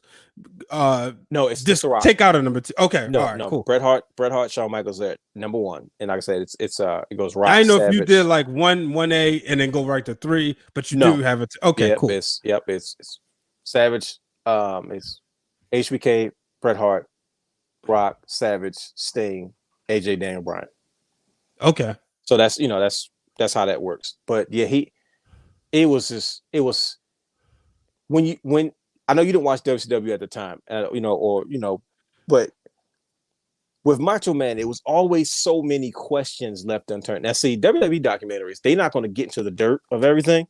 Mm-hmm. A&E is going to be completely unbiased. Like, we're going to get to the, let's dig a little bit deeper, because WWE, it's a WWE product. So because it's a family-friendly product, they only give you the story that matters, which is the professional stuff. But A&E is going to go deep into your personal life and where they came from and what led to it, and then you're going to get those eyewitness accounts of what happened. For the very first time, like from a credible source, I got to hear Hogan's perspective on what happened between them, him and Savage, as to why they started beefing over Miss Elizabeth all those years ago. Now, Randy Savage is not here to defend himself, to rebuttal, neither is Miss Elizabeth. And of course, they didn't interview Hogan's ex-wife to verify, switch the story up or whatever. We got one perspective, but for years after shoot interviews and DVDs, we always got the perspective that something happened between Hogan, Savage, Linda, and Elizabeth that made Savage hate Hogan for whatever reason. And Hogan's never really blatantly talked about it. But we know Savage hated him for it, but Eric Bush, like you say, like, you never knew what day it was. One day Savage loved him, next minute he hated him again. Like, you know what I mean? He had that type of relationship. So to finally hear that story from Hogan, I was blown away. I was like, oh snap, I've never heard this story before. Like, I've never heard anything like I knew it was something, but they peel back the layers, man. And it's to have talking about the Liz cheating. Yeah, like just that whole trying to get away from Randy stuff, because even in the Randy Savage stories, we've heard from people that, oh yeah, he was always kind of just so controlling and uptight against her and didn't want her to move anywhere and stuff like that. And to hear, like, look, Hogan's like, look, flat out, I'm gonna tell you what happened. Don't know if it's 100% true, what's missing, but he was like, look, this is what happened. She did this. He blamed me for it. This is why. I was like, oh, okay, I get it. I can't see, imagine. he always, but see, in other stuff, he's missed that other part of the layer of the story. It's always been she spent time with my wife, and then next thing didn't make any sense. Like, nah, exactly, like nah, bro. And like in my mind, I was thinking they was, I don't know if they was on some swinger type stuff or whatever the case may be. I said something went on in their personal life that they're purposely not talking about, that they're purposely not revealing. I said something went down. Something had to have, I don't know what it is, but that's, your mind starts going all kinds of places. And that was the one thing I was thinking, maybe something, or maybe they were doing a couples thing and he didn't like how, he always felt like Hogan was always extra flirty or trying to, or maybe, you never know that kind of stuff. Yeah. But to hear that story, he's like, all right. And the way Hogan's telling is like, look, all right, fine. I'm gonna finally tell you what happened. Like, that's yeah, he did get that vibe, didn't he? Here's what happened. I'm gonna finally tell you what. Like, and I was like, oh, okay, this is why. He was like, ever since Randy always hated me ever since. And I'm like, okay, well, you must be telling the truth or some version of the truth, because Randy Savage did hate you since then. So that just, man, from start to finish, you're watching a good documentary when it pulls you in. Did you feel bad for Hogan? No, I didn't feel bad for Hogan because Hogan did a lot of things. No, not overall, but just in that aspect where it seemed as if he. Once again, I say no because we don't know the other stuff that was involved in that. You know what I mean? Gotcha. I'm sure there was a lot, like, and I'll say this because I watched All the Smoke with Matt Barnes and Steven Jackson. Oh man, that's my show with Shaq, and that, bro. And, I'm still mad, bro. and Shaq talks about the stuff going on with Kobe, and Shaq will always say, "There's a lot of stuff I didn't have to do and say, but I did them anyway, and it did help the situation." I feel that way about Hogan and Savage in this situation. He's not going to divulge into that kind of stuff, but I'm sure there was something he could have done. He's like, yeah, I guess I probably should have said something. Like he played the 50 a little bit because he's like, because if he knew that she wasn't standing there or something was up, even to cover your tail, like if that's your man's, and this is like bro code, like if that's your man's, like your girl y'all can't go through your personal business, bring this stuff to my house. I don't really know what's going on. Exactly. You know what I mean? Like he says, like I had no idea she moved out. All I know is that we invited her to come down here, but she took that as an opportunity to get away from Randy. He looked at me like, yo, you supposed to be my guy. My wife ran out and she running out with this dude or something's going on. You ain't say nothing to me. Mm-hmm. He's like, well, I don't know what's going on, brother. Like, no, you can't play that card. Like, nah, bro, you got to figure this out. He took too long. He was wrapped up in his Hogan stuff. It was a number of things he could have done differently. if that's supposed to be your guy, if y'all supposed to be that close, that could have easily either eluded the situation sooner or at least cleared your name of anything or any wrongdoing versus looking like you knew what was going on and you covered up because you kind of like her and you know I'm intense because you've always kind of notion to me that you think I'm intense. So of course you wouldn't tell me, but we're supposed to be tight. Like it's all these things. It's like, yeah, nah, if you know how your guy is, you know, he's all fired up and you know, he don't want her by herself anyway. I would have got suspicious like, ho, why is she coming down here with us? Immediately I was like, no, like I told my wife, ho. That's no, you, bro. Like, yeah, you ain't playing that. I was like, no, like, ho. You know, he asked me, he don't let her out her sight when they were together. Like, she's not staying out here with us because, and that's just my instinct. So, yeah. So for Hogan to play innocent, like, oh, I had no idea what was going on, and I guess I should have did something, but I just stayed out of it. Nah, man, y'all were family. There wasn't no staying out of it. You should have like, if something seems suspicious or breaks. Now, hey, look, man, I don't know what's going on, but check this out. I had nothing to do with it. That's the first thing I'm gonna do. I'm clearing my name because that can happen in the heat of the moment. Somebody could blame you for something, and it may not be on purpose. They may be fired up. They may be upset. They may be suspicious. When you get in that space and that crazy man space, your mind can go all types of places. Now, that's a regular man. We talk about Macho Man Randy Savage and all the stuff that was going on. I wouldn't take that risk with him. I'd be like, no, is Randy coming with him? No, she can't. Nah, she can't come down here with her because she's not about to come down here and freak off. And then he think he thinking she with family, but she out doing whatever she want to do. And then, of course, he's gonna look at like if you trust your wife. Now, and I'm not talking about you specifically or my sister. I'm saying just in general. To go, and she tell you, "Oh, I'm ready to go hang with my friends. I just want to get away from the weekend. My mind's been cluttered. It's been too much going on." You say, "Okay, go ahead." And she's down there, and she gets caught up in that foolishness, and she starts getting in trouble. And the person that you trusted to be, first of all, if that's your wife, you're not gonna trust her to go off anyway because that's your wife. If you're a real man and you care about your wife, or you love your wife in a certain way, you're not just gonna let her go up, whether you trust her or not. You're like, nah, that's my wife. That don't even seem right. You're not just gonna go. And I'm not talking about like, oh, just going to my sister's or my mom's house. Like, my homegirl, like, you know, the couple group that we hang with, they having a thing down there. I know you busy working. I'm gonna go down and hang with them. And then you go down and you find out that your wife down there doing stuff she got no business doing, or she may just be in places she got no business being. She may be in places where stuff is going down, don't have nothing to do with her, right? But if you find out that your wife is in a space she got no business, you gonna get fired out. Yo, why was you there in the first place? Oh yeah, they was geeking, they was doing all kinds of. You're like, wait, why was you there in the first place? Or you know what I mean? Or if it was going on over and over again, and your man's is there watching, like, yo, you know your wife's down here, whatever. You gonna get mad at him regardless. You gonna be like, yo, why you ain't say nothing to me? Like, well, I ain't know. I thought you knew she was down here. Like, yeah, I knew she was down there with you, but the minute you saw her drinking too much, and all of a sudden she got loose and don't remember what happened. Once again, nothing may have happened. Yep. But the fact that she just happened to drink too much. The fact that she don't remember what happened, if you away from her, you gonna feel some type of way. It's like, yo, I sent you to look out for her, and you ain't say nothing to me because she come back, oh yeah, I got drunk. I don't know what happened that night. You like, wait a minute, what you mean? Nothing may have not happened, but the fact that you knew what was going down and you was there, you ain't say nothing, or you ain't say, nah, bro, I took care of it. I told her to sit down, or blah. Nah, you sitting like, I don't know what happened, brother. You gonna be like, nah, I smell something foul. So that's why I say I don't give him a pass for that. Somebody, you're not gonna sit there. I get the story does sound legitimate. And I didn't see a whole lot of refutes like, oh, Hogan's lying because usually, you know, back when Hogan was lying, Linda would hop on like, oh, he's lying. This is what really happened. I didn't see none of that. Or Bubba the Love Sponge. He was very unbiased, especially because of him and Hogan's history, you know, which was very tumultuous. So I was like, I was surprised to see him on there talking about that stuff as well. Right. But I'm like, okay, because I know the history and everybody's being kind of straightforward about this one story. There might be some validity to it, but did I feel bad for Hogan? Nah, because it was enough of some. He knew enough of something to have done something different to make sure that, you know what I mean. So it was long with an answer, but that's how good the documentary was. We didn't even get into the segment because I talked too much, but that. Nah, that was the, you know, one of the things, man. And I tweeted this. Shout out to E-Rock. By the way, talk to E-Rock. Him and Charlie Speed. They coming on the show. Yes, sir. Yes, sir. I can't wait. Podcast of Pain, baby. And we playing the music. E-Rock sent me the music.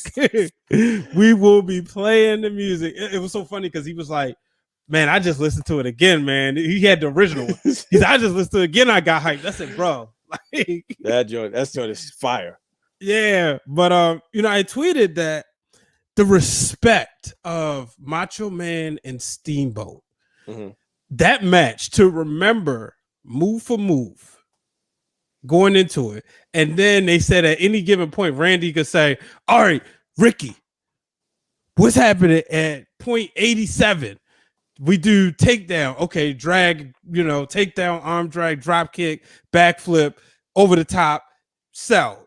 To be able to just pick up and know the match, and you could tell that's what people don't realize. Yeah, and I'll be honest with you. A lot of, believe it or not, I've talked to like some of the people who were in that generation after us, as far as wrestling fans. They think when we say Savage Steamboat, one of the greatest matches of all time, or if we say this could be the Savage Steamboat or whatever, a lot of them believe that maybe the match is overhyped. Yeah, it sounds crazy. They think maybe we just say it, one person says it, then somebody else says it, and then somebody else says it. But they don't realize, and to see all the preparation that went into that match, to watch that match. And like his brother said, he could never outdo himself. Yeah, he never had a greater match than that. And he's had great matches. But everything that went in that match, like when you sit back and just say, I'm gonna put on Savage Steamboat, you're like, wow, man, this is intense. And you kind of suspend your disbelief in who's going to win. It's that good. Yep. And it's just the only thing that's a shame is that Steamboat didn't have a run with the title afterwards, and that's because he wanted to be with his son, and it's probably one of those things. Vince probably was like, well, I thought we had a deal, we was going to do this. And now you want, okay, well, I'm going to take the title off of you because of XYZ. Yeah. But man, oh man, that match was incredible. And just, I never get tired of hearing like the backstory of, them discussing it. I really wish that we could have got, especially in this new, it's been almost 10 years. We're coming up on a 10-year anniversary this month. Unreal. Macho Man's death. Sheesh. Yeah. Yeah, and it sucks that we could never get Randy Savage in this new age media, because can you imagine a sit-down discussion? If him and Hogan really, like you said, Hulk Hogan said it, we got to take it with a grain of salt.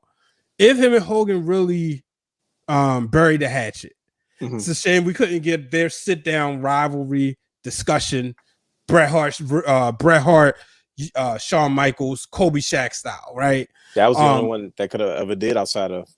Oh yeah, definitely. That would have like been huge. So, and it's also a shame that we couldn't get like a watch along with him and Steamboat. Yeah. Discussing that match, or just something, just those conversations, man. And I never forget when he died. Somebody said on it was a radio show or a podcast, we realize our superheroes are real in wrestling when these things happen. You could always draw another Spider-Man, insert actor here. God rest his soul, Chadwick Boseman, where he was with the Black Panther and just all of our iconic Black figures, we can put somebody else in those other roles, but you can't make another Macho Man Randy Savage played by Randy Poffo. You can't do it. You know what I mean? It's not possible. So that's the thing, man. But man, oh man, I tell you what, just an incredible watch. I'm really enjoying this. We got Booker T's coming up. I know, Yep. Some people saying, they want more. They take things with great salt because WWE is involved. I ain't here to do all that. I love documentaries. Like you said, we're trained storytellers. Right. So you could say, all right, I got 3 Macho Man documentaries, one on USA, one on A&E, and one on Lifetime. I'm going to watch all of them. And I don't watch it with a critical eye of you just this right. No, you just enjoy it. Try to get something that you didn't get before. Like just try to piece it together.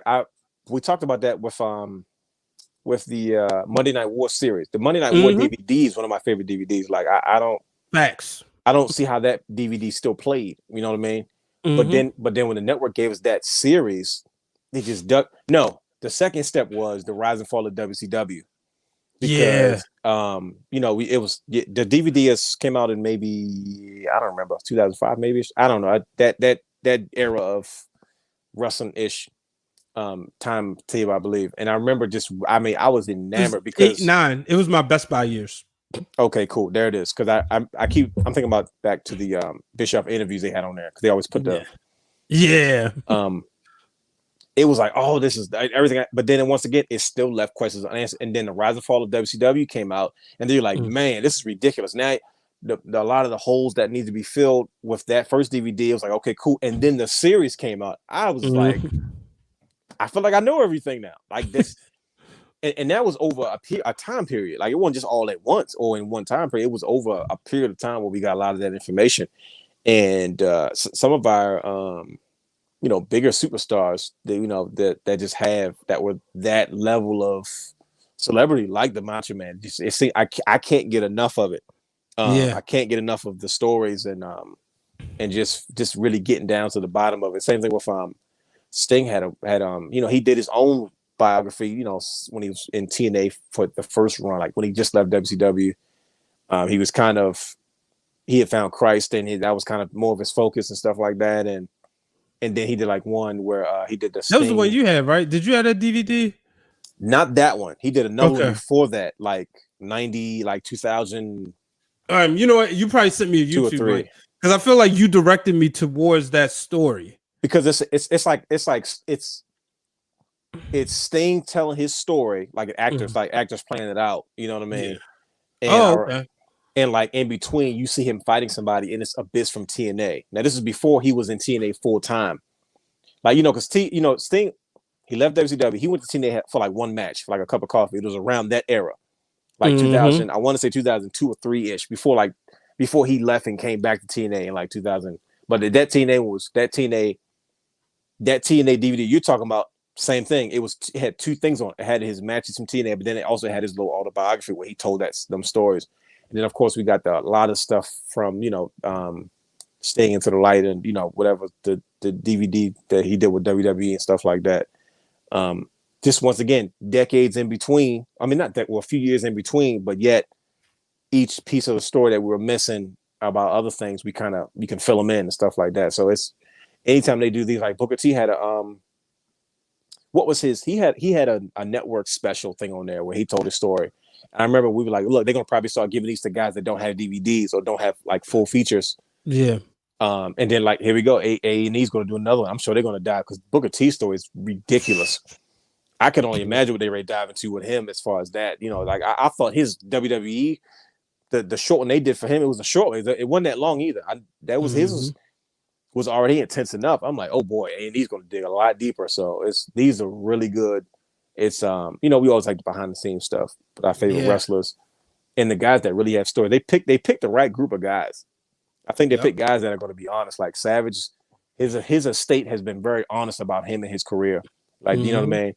Austin's another one. He's a good worker. He has nothing to hide, so he's a good. Roddy Piper, his same thing. And then of course you got Booker T, you got Bret Hart. I was like, oh boy. And then you got Dark Side of the Ring. That's another one. That's intense too. That's whew. I think it comes on Tuesday night, Wednesday night. But Brian Pillman's episode part 1 is out already. I mean, it's intense. You get to see his son on there. You see his daughters. And one of the things you can appreciate is that he was a good father. They even said, like, man, he would have, he would come to like the little Christmas parties or, the events that they would have. Like, man, he got kids just hanging on him because he would, once he found out, he had a child after he found out, once he had his first daughter from his wife, found out that he had one before. So he was like, okay, cool. Well, I want to be in her life, so without giving that way too much, it's definitely something. It's sad when you hear about a lot of stuff, but what's really cool is just hearing Austin, Austin talk about his gold chain that he gave him, and how, how much he, Austin still like holds that to his heart because, he said, he was like, hey man, we're gonna be Hollywood Blondes. We need to have this, so that's another one. I'm really looking forward to this series. The Ultimate Warrior one's going to be really good. Especially to hear they're doing Warrior. His wife is in it. They pulling out the heavy hitters for this one. Like those, I don't even know what to say. Like sheesh. Yeah. One day, me and Savage Warrior. Yeah, tell me about it. Man, one day we was talking about it. Me and shout out to Britt Waters, and she said, unfortunately, there's always going to be dark sides of the ring. And that's one of the things. You're going to have one on Nick Gage. He's going to talk about like the the death wrestling match scene. There's always those episodes that's like before our generation, but it's like, okay, I'm interested. Like the Gino Hernandez, I didn't know nothing about him, but to watch that, I was able to learn. The one I found the hardest to watch is mainly because, and I'm not trying to be disrespectful, but it's because they didn't have somebody dubbing their words in English, was the Dino Bravo one. Because of everybody, was talking in French and they didn't have a translator. But gotcha. I mean, so you got to read the screen. So it's kind of, like I said, it's the hardest to watch. But I mean, his story, I had read about it, but to hear it and, to see it being told was like, man, like this is crazy. Yeah. Yep. And you're getting a wrestling history lesson, for people who didn't understand how the territories worked. And then once the territories was brought up, what happened? Seeing how many wrestlers that went from NFL in Brian Pillman's case to the WWE, to professional wrestling, And so, man, those two guys who are doing these series, I mean, they're doing an incredible job. I can't even imagine the costs that it takes and the labor. Yeah, the budget's got to be up. I can't even imagine. Yeah. Doing documentaries, man, it's a lot. It's a lot that goes into it, and a series, and they got to do it with the hour. And then of course, Conrad, he got his hands in it with the Dark Side of the Ring podcast, the Dark Side of the podcast, where they talk about go in depth about the stories a little bit. Right. And then also they have the ones where they're redoing last season, but in between the segments, they talk about it. I don't know if you got a chance to check those out yet. No, I haven't. It's like I said, there's a ton to catch up on. Don't get me wrong, and that, to me, it's not a bad thing. It's a good thing, because to me, as I take my time, there's so much content to build, and I just, when you want to just kind of immerse yourself in wrestling history and conversation and different topics, man, it gets no better than that. It passes the time away very smoothly. Bro, this was hard sometimes to play video games. Because it's so much. Did you ever think? And that was the intro I had. But there it is. That's the intro. Did you ever think we would get to a point where wrestling is on every day? Because most of the time with wrestling podcasters, they can like, okay, well, I'm gonna do my podcast like back in the day when SmackDown was on Tuesday. It was easy to do a podcast on Tuesday night and have it drop on Wednesday because you covered Raw and SmackDown. And then you maybe covered Impact Wrestling from the previous Thursday, right? Well, AEW comes along. Okay, I know for me, I record on Wednesday night. Wednesday's gonna be my long day. Watch wrestling. Boom. So after wrestling go off, I'm good. But now it's just like, man, you just gotta, because wrestling is on every day, you kind of gotta jump in, get in where you fit in. I was listening one day, somebody on was one of the podcasts said, man, all the black wrestling podcasts come out on Fridays. But it's just, but you just kind of got to get in where you fit in, and because I mean it's so much wrestling on, but I ain't complaining, because at the end of the day, you got a choice. That's why I get. Listen, everybody, I get why y'all complain about Monday Night Raw, but at the end of the day, you have a remote. You can take this remote and change the channel. that you can. Baseball's on. Nobody's forcing you to watch anything. 3 hours. You know what I did doing Raw? I took my phone, I put it on the side of the couch. I mean, a recliner, and I played MLB The Show. And just like, okay. Rather than sit there, get upset, oh, this is stupid. And call me what you want. Right. People like to say things, whatever. I will say this. Right. I've seen improvements on Monday Night Raw. It's just not better than SmackDown or NXT. Sure. Yeah. I'm excited. I don't know if you heard, Jason Jordan will be producing. Well, it's now moved up to lead producer. I'm excited to see if there will be a change. It's one of those things where it's like, okay, now that we know that information is there, it gives you a fun way of watching everything now. Like, let's see if Jason Jordan can do his job. Like, bingo. But like I said, I mean, we did that with Heyman, Bischoff, Pritchard. Yeah, and I don't think any of those worked out. maybe Pritchard, because I think he's the only one that still has a job. as far as that, behind the scenes stuff. But here's the thing: somebody would say it didn't work out because they're not enjoying it, right? But in the sense what you said from the business aspect, it worked out because he still has a job. Apparently, he's doing something right. But then, like I said, he delegate some responsibilities as well. And he might have. I don't know, but hey, that's why they pay those guys the big bucks. And I just, like you said, yeah. So, yeah, man. Did you do any time traveling this week before we get out of here? I did, but it came from watching Macho Man. You know what I mean? Yeah. Hold on. Now we can do it right. I forgot we had segments like, oh yes, and it's funny because on the phone, like I gotta tap for sound, but by the time I tap it, it's already over. But I did when it came back to it was. I like having those moments because I can organically want to go back and look at it, not just let me force myself and go look at something because usually I won't do that. But it's fun to let something breathe for a while and then come back to it and get excited about it again in some way. And that's kind of how the feeling I had with Savage. Of course, it was Savage Steamboat. Like it was like, well, let me go back and look at what, and it was just the match is so much more intense when you watch it live. Usually, you see it in clips and spaced off and stuff like that. But when you watch it back in live, it's like, ooh, they kept you on the seat of your on the seat of your chair, like they kept on the edge of your seat. I mean, because like you said, even when watching it, how they move and the spots they hit, it makes you like not realize that, wait a minute, I know who's going to win this match, but I'm watching this match like, wait a minute, who's going to win? And that's a classic professional fan. That's a classic professional wrestling fan feeling.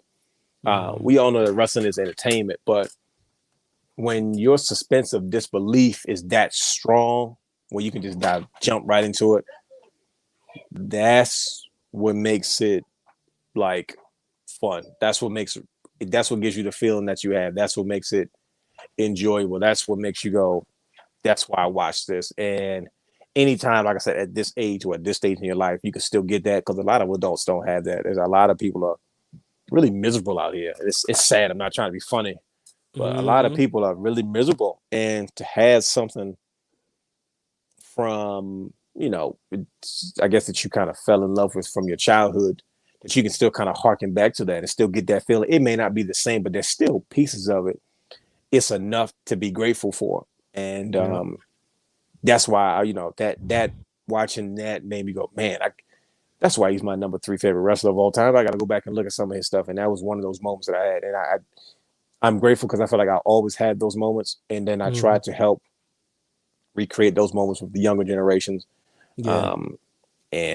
Like I'm with an 8-year-old on a regular basis, and he watches stuff and he's been told that it's not real, but his eyes are telling him otherwise. He's like, that's beauty. Wait, he just hit him though. I'm like, I saw him hit him. I don't know what they talking about. Like, so are they just, what you call it? I'll be like, are you kidding me? You see how hard he hit him? Why would that be not real? And it's fun. Has he been to a show live yet? No, not at all. Like, oh, I can't wait. Yeah, not at all. He'll be older by the time he gets there, but oh boy, that's going to be intense. When stuff open up and things are safe, man, that live show is different. Yeah, like it doesn't matter what it is. Like I experienced that firsthand. I was like, yeah, it just hits different. In the Wrealm group page today, I posted for everybody. I said, look, y'all be talking a lot of negative stuff. I want everybody, like, put y'all the main event of the first show you ever attended live. And man, just to see the diversity of matches, I mean, shout out to Dr. D. He went back to like Sting and Nikita Koloff. Wow. Stuff like that. Dr. Historian is always gonna go back. Bingo, just it is, seeing some of the matches I saw on TV, like even my boy Stephen Michael, his was Cyber Sunday, Batista and Undertaker, so it's this wealth of and so many in between, so much knowledge, but also so many first-time wrestling show experiences that people are talking about. And, that's what we created the platform in the beginning, where fans could be happy being a fan and feel comfortable within themselves. you know, and you know, like for me this week, man, watching the Two Dudes with Attitudes, you know, that's why I gotta go back and watch that one. Yep. Yeah, came home from church and sat down and watched that, and I was like, yo, like these dudes, man, to see Sean and Diesel, that's why I tweeted every performer. You know, I told you about my drum story one year at the anniversary. I was listening to Bruce Pritchard and him talk about Shawn Michaels going out there and outworking Diesel on purpose. And it was like right before the anniversary that day. And I said, okay, so I'm gonna go out here and do it. And I was playing drums all like every time they thought we was about to break it down. Nah, we gonna rev this up. And my dad standing in the back, like, there you go. You know, and I said every performer has had a Shawn Michaels moment. Yeah. You know, you play basketball. I'm pretty sure it might have been a time on the court, maybe in a pickup game where you was on a team and you said, you know what, man, I gotta show these folks. Let me show. That's every time I play. I gotta hit the first shot. As soon as I hit my first shot, it's a wrap. Yeah, like it's like you hit that first bucket, like, oh, it's on now. And like what I used to do is I used to purposely watch like Michael Jordan and Kobe Bryant, God rest his soul, clips like before I would play because I would get so amped up and they made it seem so simple. And so when you go out there and play, you're not thinking about anything. You're like, yo, Kobe Bryant made that joint seem simple. But then when you do certain things, you're like, this is actually a lot easier than I'm making. Like in your mind, like, oh, let me not do this. This guy looks like he might get the ball out of my hands, or he's kind of guarding me kind of tight. But Kobe Bryant, especially Kobe Bryant, he played with such a reckless care for like, bro, I don't care what you do. And he would just do stuff disrespectfully. And so I would get amped up, man. Man, I hit my first 2 shots in the game. It's over. Like it was like, okay, it's over now. I'm showing off. I'm holding my follow through. Like that's outplaying. It's a real feeling. Trust me. It translates to a lot of different things. Oh, okay, so that's what we're doing. Okay, all right. Well, I'm gonna steal the show tonight. And you know, it's at WrestleMania 11. That's what HBK went out there and did. You know, and to see those guys with all the belts, you know, it was hilarious. You know, I didn't realize. I was like, wait, there was a 2-time tag team champion. That's Click Nation right there. Like, yeah. I every time I see that, I say, oh, they probably pissed off a lot of people back. And then, like, like, oh boy. Yeah, man. Yeah. So yeah, that was like I said, that was definitely check it out. I told, like I said before, in a podcast. No, it was an interview for an article. Shout out to Joe Walker who had interviewed me. He said, well, if you had to choose a tag partner, what tag team would you and the Real Dwayne Allen remind you of? And I thought about it. I was like, that's easy. Yeah, 2 dudes with attitudes. I said, which is ironic because I like Kevin Nash more than I like Shawn Michaels in most cases. Now, I don't hate HBK. It's just Brett's better. But you always got to bring Bret Hart to the conversation. I know. Let Bret Hart be great on his own. No, you know what it is? It's because Corey always goes back and forth. So we get in this long text exchange where we constantly sending gifs and he's sending issues with Bret Hart, like crying, or when Bret Hart got speared by kicked in the head by Goldberg. So I got to show when Shawn Michaels got kicked by Owen Hart. So that's where that always comes from. Shout out to Corey, my brother. But yeah, so the thing is though, it's funny because Shawn Michaels is one of your favorite wrestlers. But, I always say, you like Big Daddy Cool, man. You're like, look, what is the money right? All right, cool. I don't care about nothing. I get it. It's funny you said it because that's where I got that attitude from. Like that attitude towards business. I learned about I'm going to break the fourth wall real quick. Oh, jeez. You know where I'm going. Let's go to the blue box. The good old mighty Best Buy. So we need a story time transition. That's what we need. That's the next one we got to make, a story time. Time. And then we'll bring Dre back on here because we know he'll have some stories. Yes. It'd be perfect for that one. We debut it. Dre's got to be in that episode. Yeah. So what happened, folks? We was working at Best Buy, and I was thinking, I come from, so full disclosure, this is my second store. The first store I worked at was phenomenal. It was great. Everybody treated it was like a family. We was going out there having fun. I go to the second store. I hated it. Business. People was stupid, because most of the people was there longer. So when new people come in, they ain't care. Like, oh, whatever. So shout out to D and Sharice, because it was the only 2 people who were like, hey man, we got you. So the next summer, or that summer, Dwayne, our brother Charlie Speed, a couple other people come in. So I was like, all right, cool. So they like wrestling, you know, but so that made the job fun. What happened was they was trying to implement they was telling about these bonuses that we was gonna get, and every time they was always like dangling in front of him. So I was fighting for it. Dwayne was like, look, man, I don't care about no bonus. Just give me my salary so I can go home. And I'm sitting there like, yo, but I'm used to getting these little extra checks. So I'm trying to get those extra checks again. And y'all keep telling me that y'all are the best store in the district, but we ain't getting these checks. So I was, fighting for it. Dwayne was like, look, man, I ain't here for no revolution. I ain't here for no union.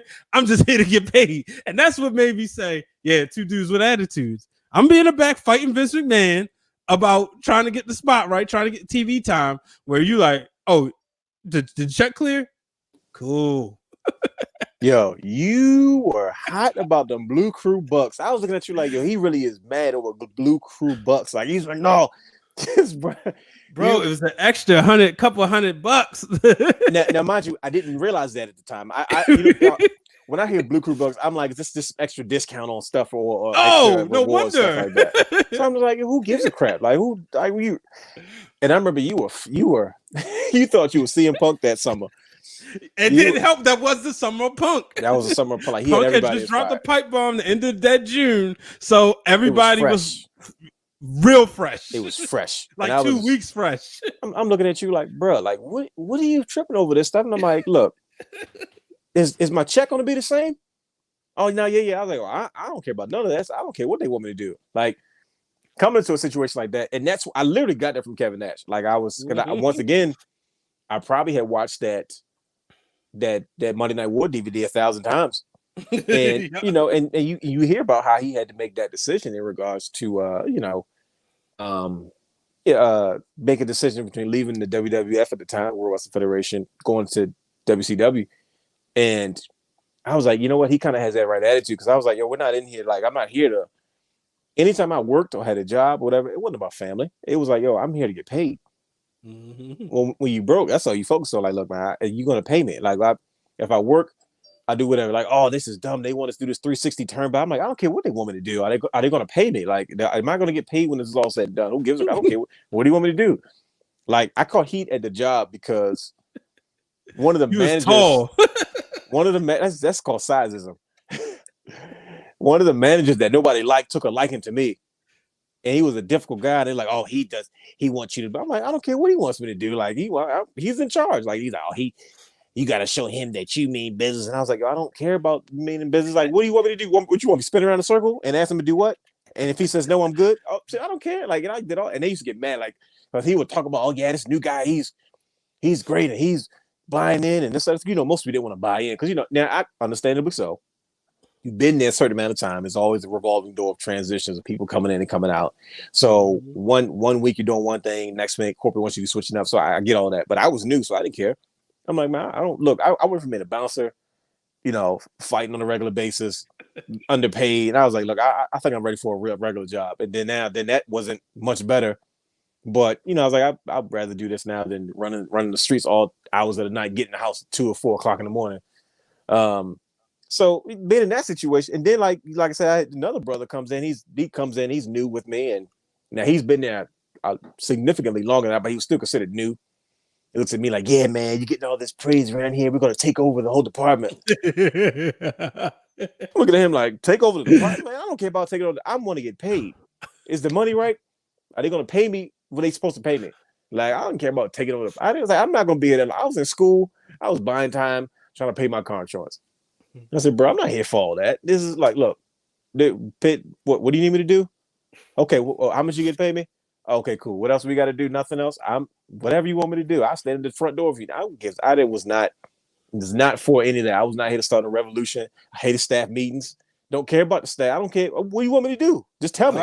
We hated those. I hated those too. Them 7 in the morning, like, bro, I gotta be at work at 10. You got me here early. Is this going to my paycheck? Yes. I don't care. I sit back, not listening, tune down. I don't remember nothing about the staff meeting except you was in the chair one time, half asleep, and one of the managers was like, Brian, what got you? Like, I'm not asleep.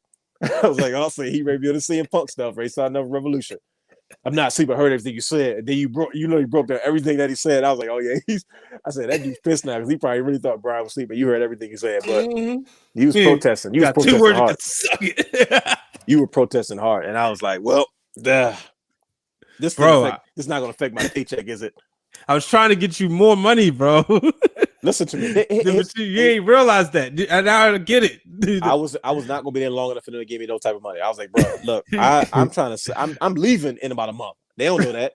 I don't make that announcement, but I was like, look, I'm only here till school starts, because in my mind, now I will say this: I would have stayed if they gave me a consistent schedule, but they were still giving me floater hours. Yeah, because they wanted to play these games. I'm like, bro, we in retail. You keep that psychological BS for a Fortune 500 company where you paying me some real money. That little bit of 10, 25, 11, whatever the heck you pay me, and then it was no, if you knew your schedule, you Thursday, Friday, Saturday, Sunday, Monday, whatever. Like me, I had to clock in to figure out what's. Yeah. Nope. Am I working this week? Nope. Man, I fell up my financial aid fund. I was getting a refund check. Deuces. Straight Kevin Nash. Like, nope. I ain't here. I'm not here for your rebels. No, but you're so great. I ain't here to be great at Best Buy. I remember I told you that. I said, Brian. Bro, you got a whole degree. Like, you ready to go to school. What are you tripping over this for? Like, this ain't your career no more. You sit there. It's like, you're right. Let me get back to work. And I guess you just left it alone after that. And I was just like, yo, what are you tripping for? Like, this is. Once I got out of home theater, it was a wrap. Because by the time you got a home theater, I was already gone. You was gone. Front desk, right? Customer service. Yeah. I was the sales operator, so I just had to sell over the phone. So the next summer, what it was is I hated selling TVs there, and we had to change the supervisor, and I just didn't want to be there no more. So that's when it was like, and we got new women's tag champions on NXT. So right there, and I was like, you know what? I said, can I move up? Can I go over there? I was, start talking to the supervisor up in the front because we had worked together at the old store. And they was like, can you just get through the Super Bowl? Cool. Get through the Super Bowl, man. I was up there, and then it was better, and I was just chilling at that point, reading wrestling books the whole summer. Man, that's how I wanted to go to work. Like I wanted to go in there. I wanted to do nothing. I wanted to walk around like I was being busy, and I wanted to hide it. I wanted to hide in the corner. I wasn't getting paid on commission, and it wasn't that much foot traffic in our stores during the week. Right, Saturdays might get a little bit hot. Sundays were really heavy. I said, look, I want to come here, do nothing, and get paid. That was my whole objective. Now, if I had to work, by all means, but if there's nobody, I'm not going to be harassing 3 customers in the stores looking at TVs, because I used to go to Best Buy all the time just to look at stuff. I said, I'm gonna ask you, do you need any help? If you need anything, let me know. But then they want to track your sales. I'm like, no, I'm not here for all that. No. I'm here. I look like I'm doing what I'm talking about. If you need to ask me a question, I knew the stuff. I proved that. I proved that I could do the job, and I proved that. But I was like, no. I had that whole Kevin Nash attitude, like, no, I'm not here for all that. Yeah, man. Nothing. And like you said, the Summer of Punk didn't help it because everybody's back in there. Forget the boss. Yeah, it was like that was the summer when I think you said, now I see why Austin gave out so many stunners. The summer, and that was the beginning of the wrestling realm, man. 10 years ago, man. I mean, shoot, the Best Buy stories alone. Yeah, that should be like a bonus segment. It might have to be a bonus episode. Like, let's draw some heat, brother. let's roll some heat, brother. I'm gonna say the last thing I saw about Best Buy. It broke my heart. And this is when I started to take my education a little bit more seriously. Like, at least took my degree. Like, just the fact I looked at school as not something that was expected, but something I was more privileged to really do. Was I watched a young lady at the time, 30 hours a week was full time. They were scamming. They weren't even giving people 40 hours unless you were like a manager, supervisor, or somebody that had to be there like 5 days a week. Yep. So 30 hours was full time, which was bogus at it. I watched a young lady almost track down a manager. I don't know if it was after a meeting or what, but it was a big gathering of us all, and she was begging for more hours. And she proceeded to tell this story about, I got this going on and stuff. Now this manager knew he had no authority to give him more hours because there wasn't no room to payroll, because that's why they hired so many floaters and new people so they can give them 3. They will be pacified like myself with 3 to 4 hours because I don't want to work that long anyway. I was like, just give me my 3 to 4 hours from day here. And that way they didn't have to pay somebody else to stay there for as long as they did. And she begins to tell this story, and she's like begging them for more. And I'm like, this lady is begging to give her life away. I said to a store that cares nothing about her for hours that don't mean anything, because like she was fighting to try to get 30 hours at least so her check could look something. And that was the most heartbreaking thing. And I was like, these people are messed up, not necessarily as individuals, just their approach to what they have to do to be successful working in that environment. And for me personally, I said, this isn't for me. And I was like, and not that it was in the first place, but I was like, I had the opportunity while I'm getting my education to kind of do things to grow. So that's where, like I said, the Wrealm came into me. That's where TRDA brand, because I didn't even trust my degree. I'm like, look, people go to school all the time. We're really buying time half the time. Because there was no guarantees, especially back then. Like it's crazy we say back then, but the way you can get opportunities now was different 10 years ago. Stuff was still on the lock and key. It was difficult. Yeah. And I was like, you know what? I appreciated what I was doing in school that much more. And shout out to you being a visionary. You know, we jumped on this, and to see the doors that's been able to open for both of us just by something, you know, because the Wrestling Wrealm, folks don't realize, just became a podcast. It was always a talk show, a video-based show. Yep. Now we've expanded, but because of that, it's opened doors for you to do things. You know, you being, you know, a media relations director, creating content, you know, and then with your business, you know, for me, you know, going to ESPN, being able to go up there and produce videos and producing videos. Both of us was with Fox Sports at one point. All because don't forget your social media boom when you was at ESPN. That was a game changer. Like when you jumped on the social, that you took that and ran with it. Yeah, man. And we benefit to this day. Like this, what we do now, it wouldn't be possible if it wasn't for all the stuff that you learned and just the way you learn. Like, you know what I mean? Because it's continuing. That was almost 5, 6, 7 years ago, however long it was ago. Yeah. That same mentality of trying to figure out what's new and stay current, you do that to this day. So that's, you know, I remember that vividly. Yeah, man, you know, and that's the thing. But, you know, having the Wrestling Wrealm and to see like people up there, you know, you're talking about people who've been in the industry for 20 years say, wait, you got a talk show? And it's, oh, wow, this looks good. And, you know, of course, we sitting there like, it's not what we wanted to look like, but it looked good, but we want better, obviously. But like just little stuff like that, you know, here's the life lessons for people. This is what we do with school, y'all. But just, you know, always be willing to bet on yourself. You know, like you brought up, like even that's the key word right there, buddy. You know, like I think back to those Best Buy days. I'm like, dang, yo, people was really like fighting and cutthroating, and here for hours to give your life away. It wasn't even for money. But here's the thing: you could go out there and sell $10,000 worth of stuff on a Saturday, and then sell $5 worth of stuff on a Sunday, and your check will be the same. That's crazy. That was my whole mentality. I didn't want to like, yo, I'm helping these people make all this money, and it's not even like, you know, it's like, okay, you're gonna get a cut. You know, you sit up there, and then not even mention the service plans. Shoot, all right, I can say this now. I would go to people who work there and be like, hey, I want this installed. I don't want to pay the company. I want to pay you. I ain't gonna drop no names, but I want to put the money in your pocket because I'm gonna write this up. I'm gonna type in, all right, service, okay, $75, and that person not gonna get nothing. And then you will say, don't take tips if they're on the first. Come on, man. Nah, I was sitting up there, man. Look, I was, hey, bro, come here. I know you know how to do this. TV installed, car installed. My sister need her sister TV installed. How much? I want to pay you directly. Right. Oh man, appreciate it. Paying them.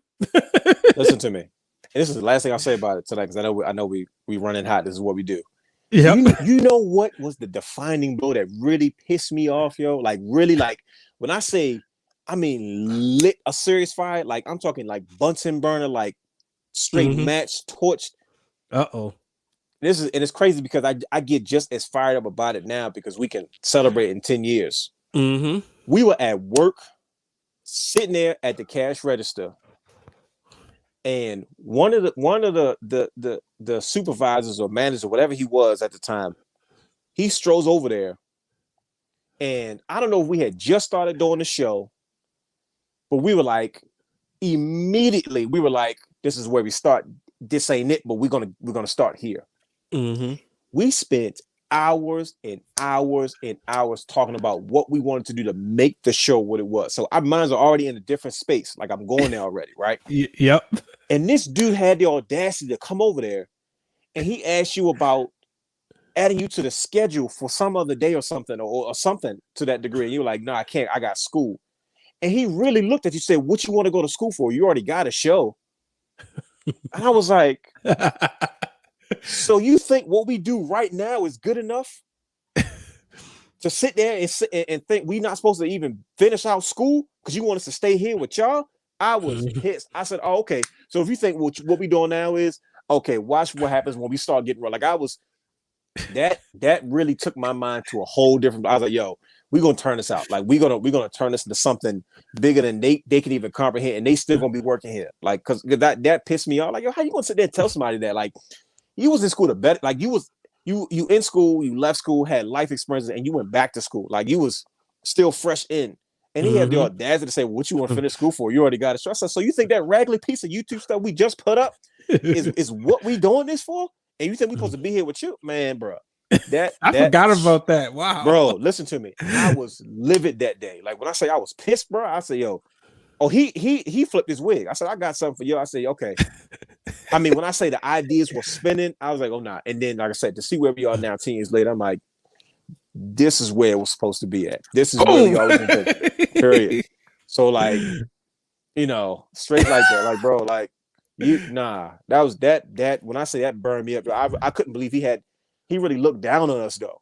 And I'm like, yo, who do you think you're talking to? And I'm like, yo, you have no, like, he has no idea them hours outside that library on campus that we sat there and had these conversations to build what we was trying to do now, and him to think that what we did at the time was good enough.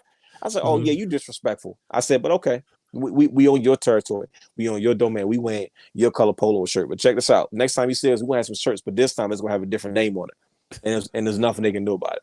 So that I just had to drop that bomb because that. Wow. That's why we still doing this 10 years from now, because that really pissed me off, and I don't like saying, you know, I try to keep it, you know, but that blew me. I was like, oh yeah, you geeking. Like he really said, what do you want to go back to school for? You already got shots. Like, you think that show's making us any money? We'll be sitting here talking to you. Like we supposed to just set, like we just supposed to stop where like it was supposed to be good enough for us. Like, oh, like it was just a hobby. Like, bro, this ain't no hobby. It's what we do. This is what you do. You walk around with that little polo shirt on, with your clipboard, trying to be important. Let me stop, yo. You got me fired up. Chill out. You know me. I learned my lesson. When you get fired up. No, you're like that. And I remember, like, when I say, I see every like ideas like started like flying out the gate, and I was so motivated, not only just in school, but just taking advantage of what was in front of us at the time, the resources, the time, you know, like, because the time was a big deal. We was able to knock out spot to spot, you know, really, you know, and just to see what we did before to where it is now, and it's like, oh yeah, the train just took off from the station. Like, you guys, oh, you thought we were finished? Oh, you thought this is new and improved? No, this is what you're seeing now is what we wanted to do almost 10 years ago. Like, we just getting started. We haven't even gone to where those conversations, we haven't even caught up to our conversations 10 years ago. So, man, you know, that's why, you know, Macho Man Randy Savage is one of your favorite wrestlers, and every day you know why. Because the intensity, the preparations,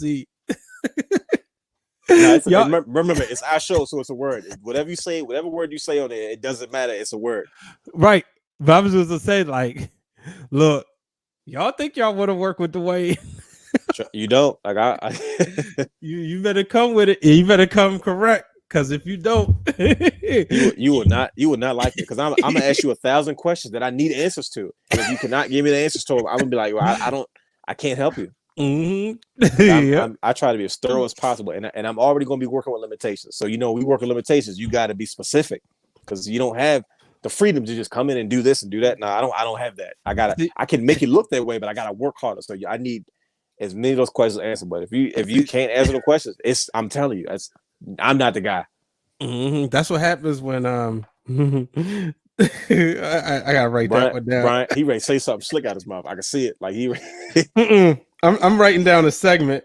Dwayne revisits a pipe bomb. Oh, that'd be. Do we have enough for me to revisit? No, you already did it. You just did it. Oh, never mind. There it is. Look, that's the cutoff clip for social. That's a clip off. Okay, yeah. Let's retweet. Notes, brother. Oh nope. no! I was like, okay, wait. I'm trying to catch, like, no, okay, yep. I see where this is going. Yeah. The way revisits a pipe bomb. Oh man. Any final thoughts before we get out of here? No, man. This is like I said, it's another good one, another long one. Another chance to do what we do. So it's always a blessing. I'm blessed, to still be able to do this. And man, I'm having a blast. It's tiring. Like I said, I'm in transition, as you see. This is in my studio space, but nah, man, it still look good though.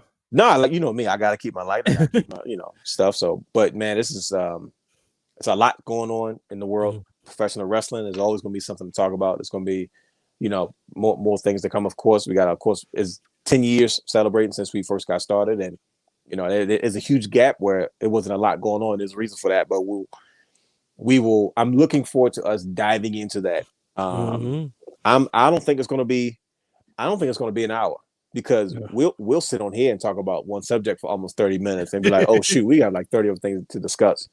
Yeah. So we may stop calling it. We may call it a two-parter.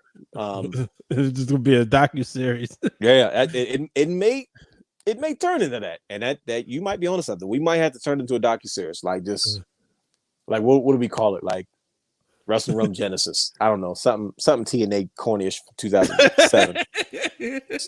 Wrestling Rum Genesis. Sting takes on the King of the Mountain, Jeff Jarrett. Oh man. At Slammiversary.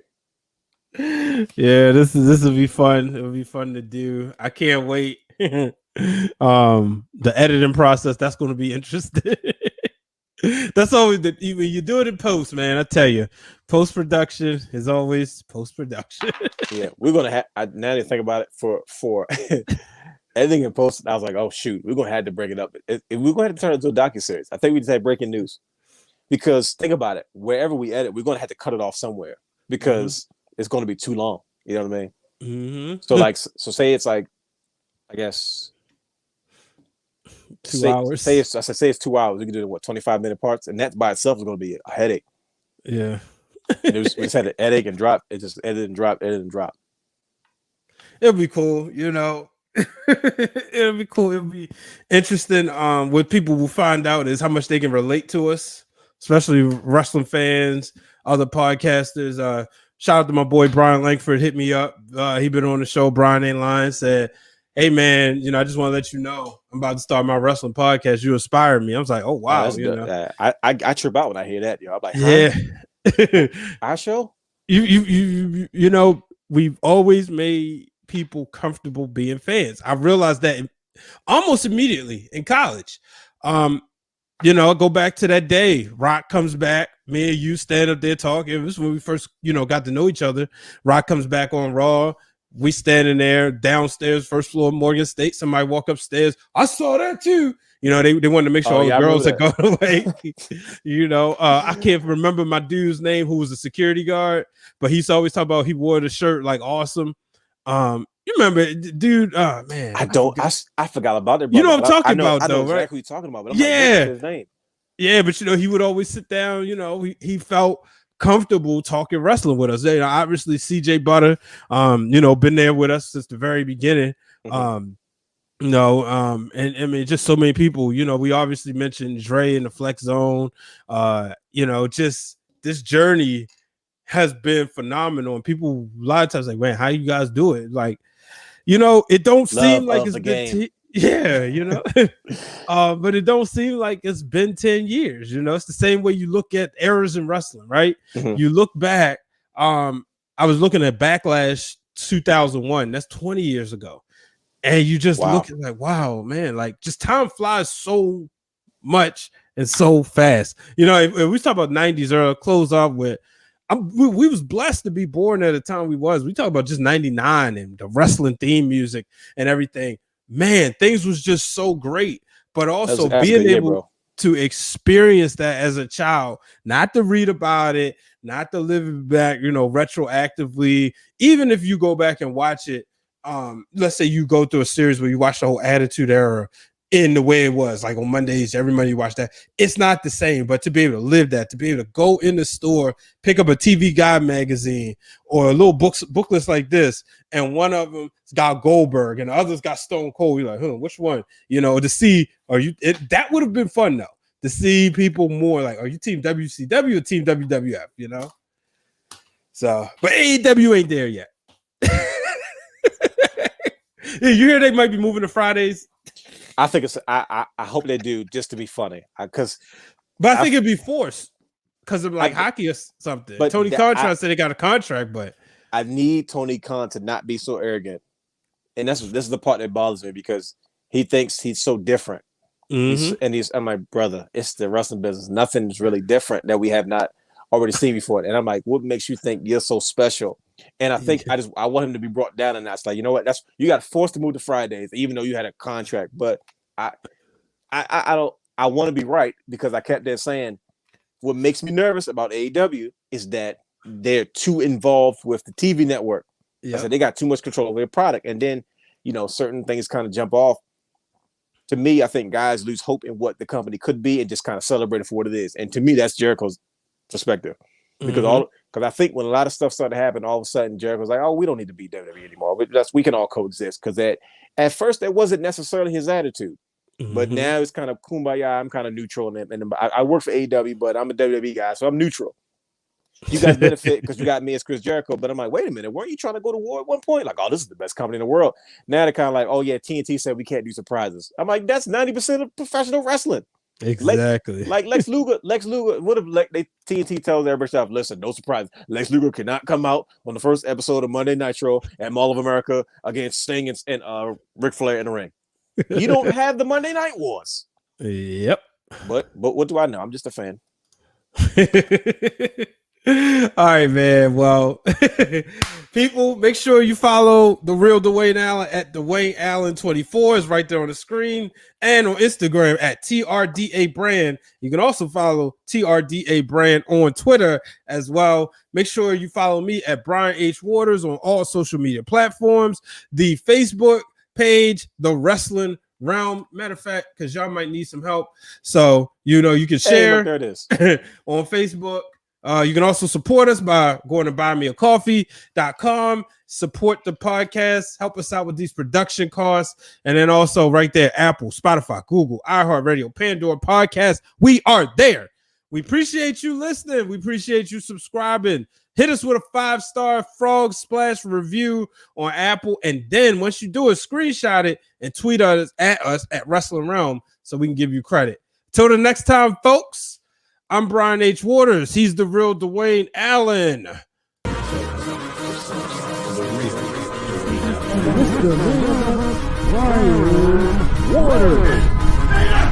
Houston, we have a problem.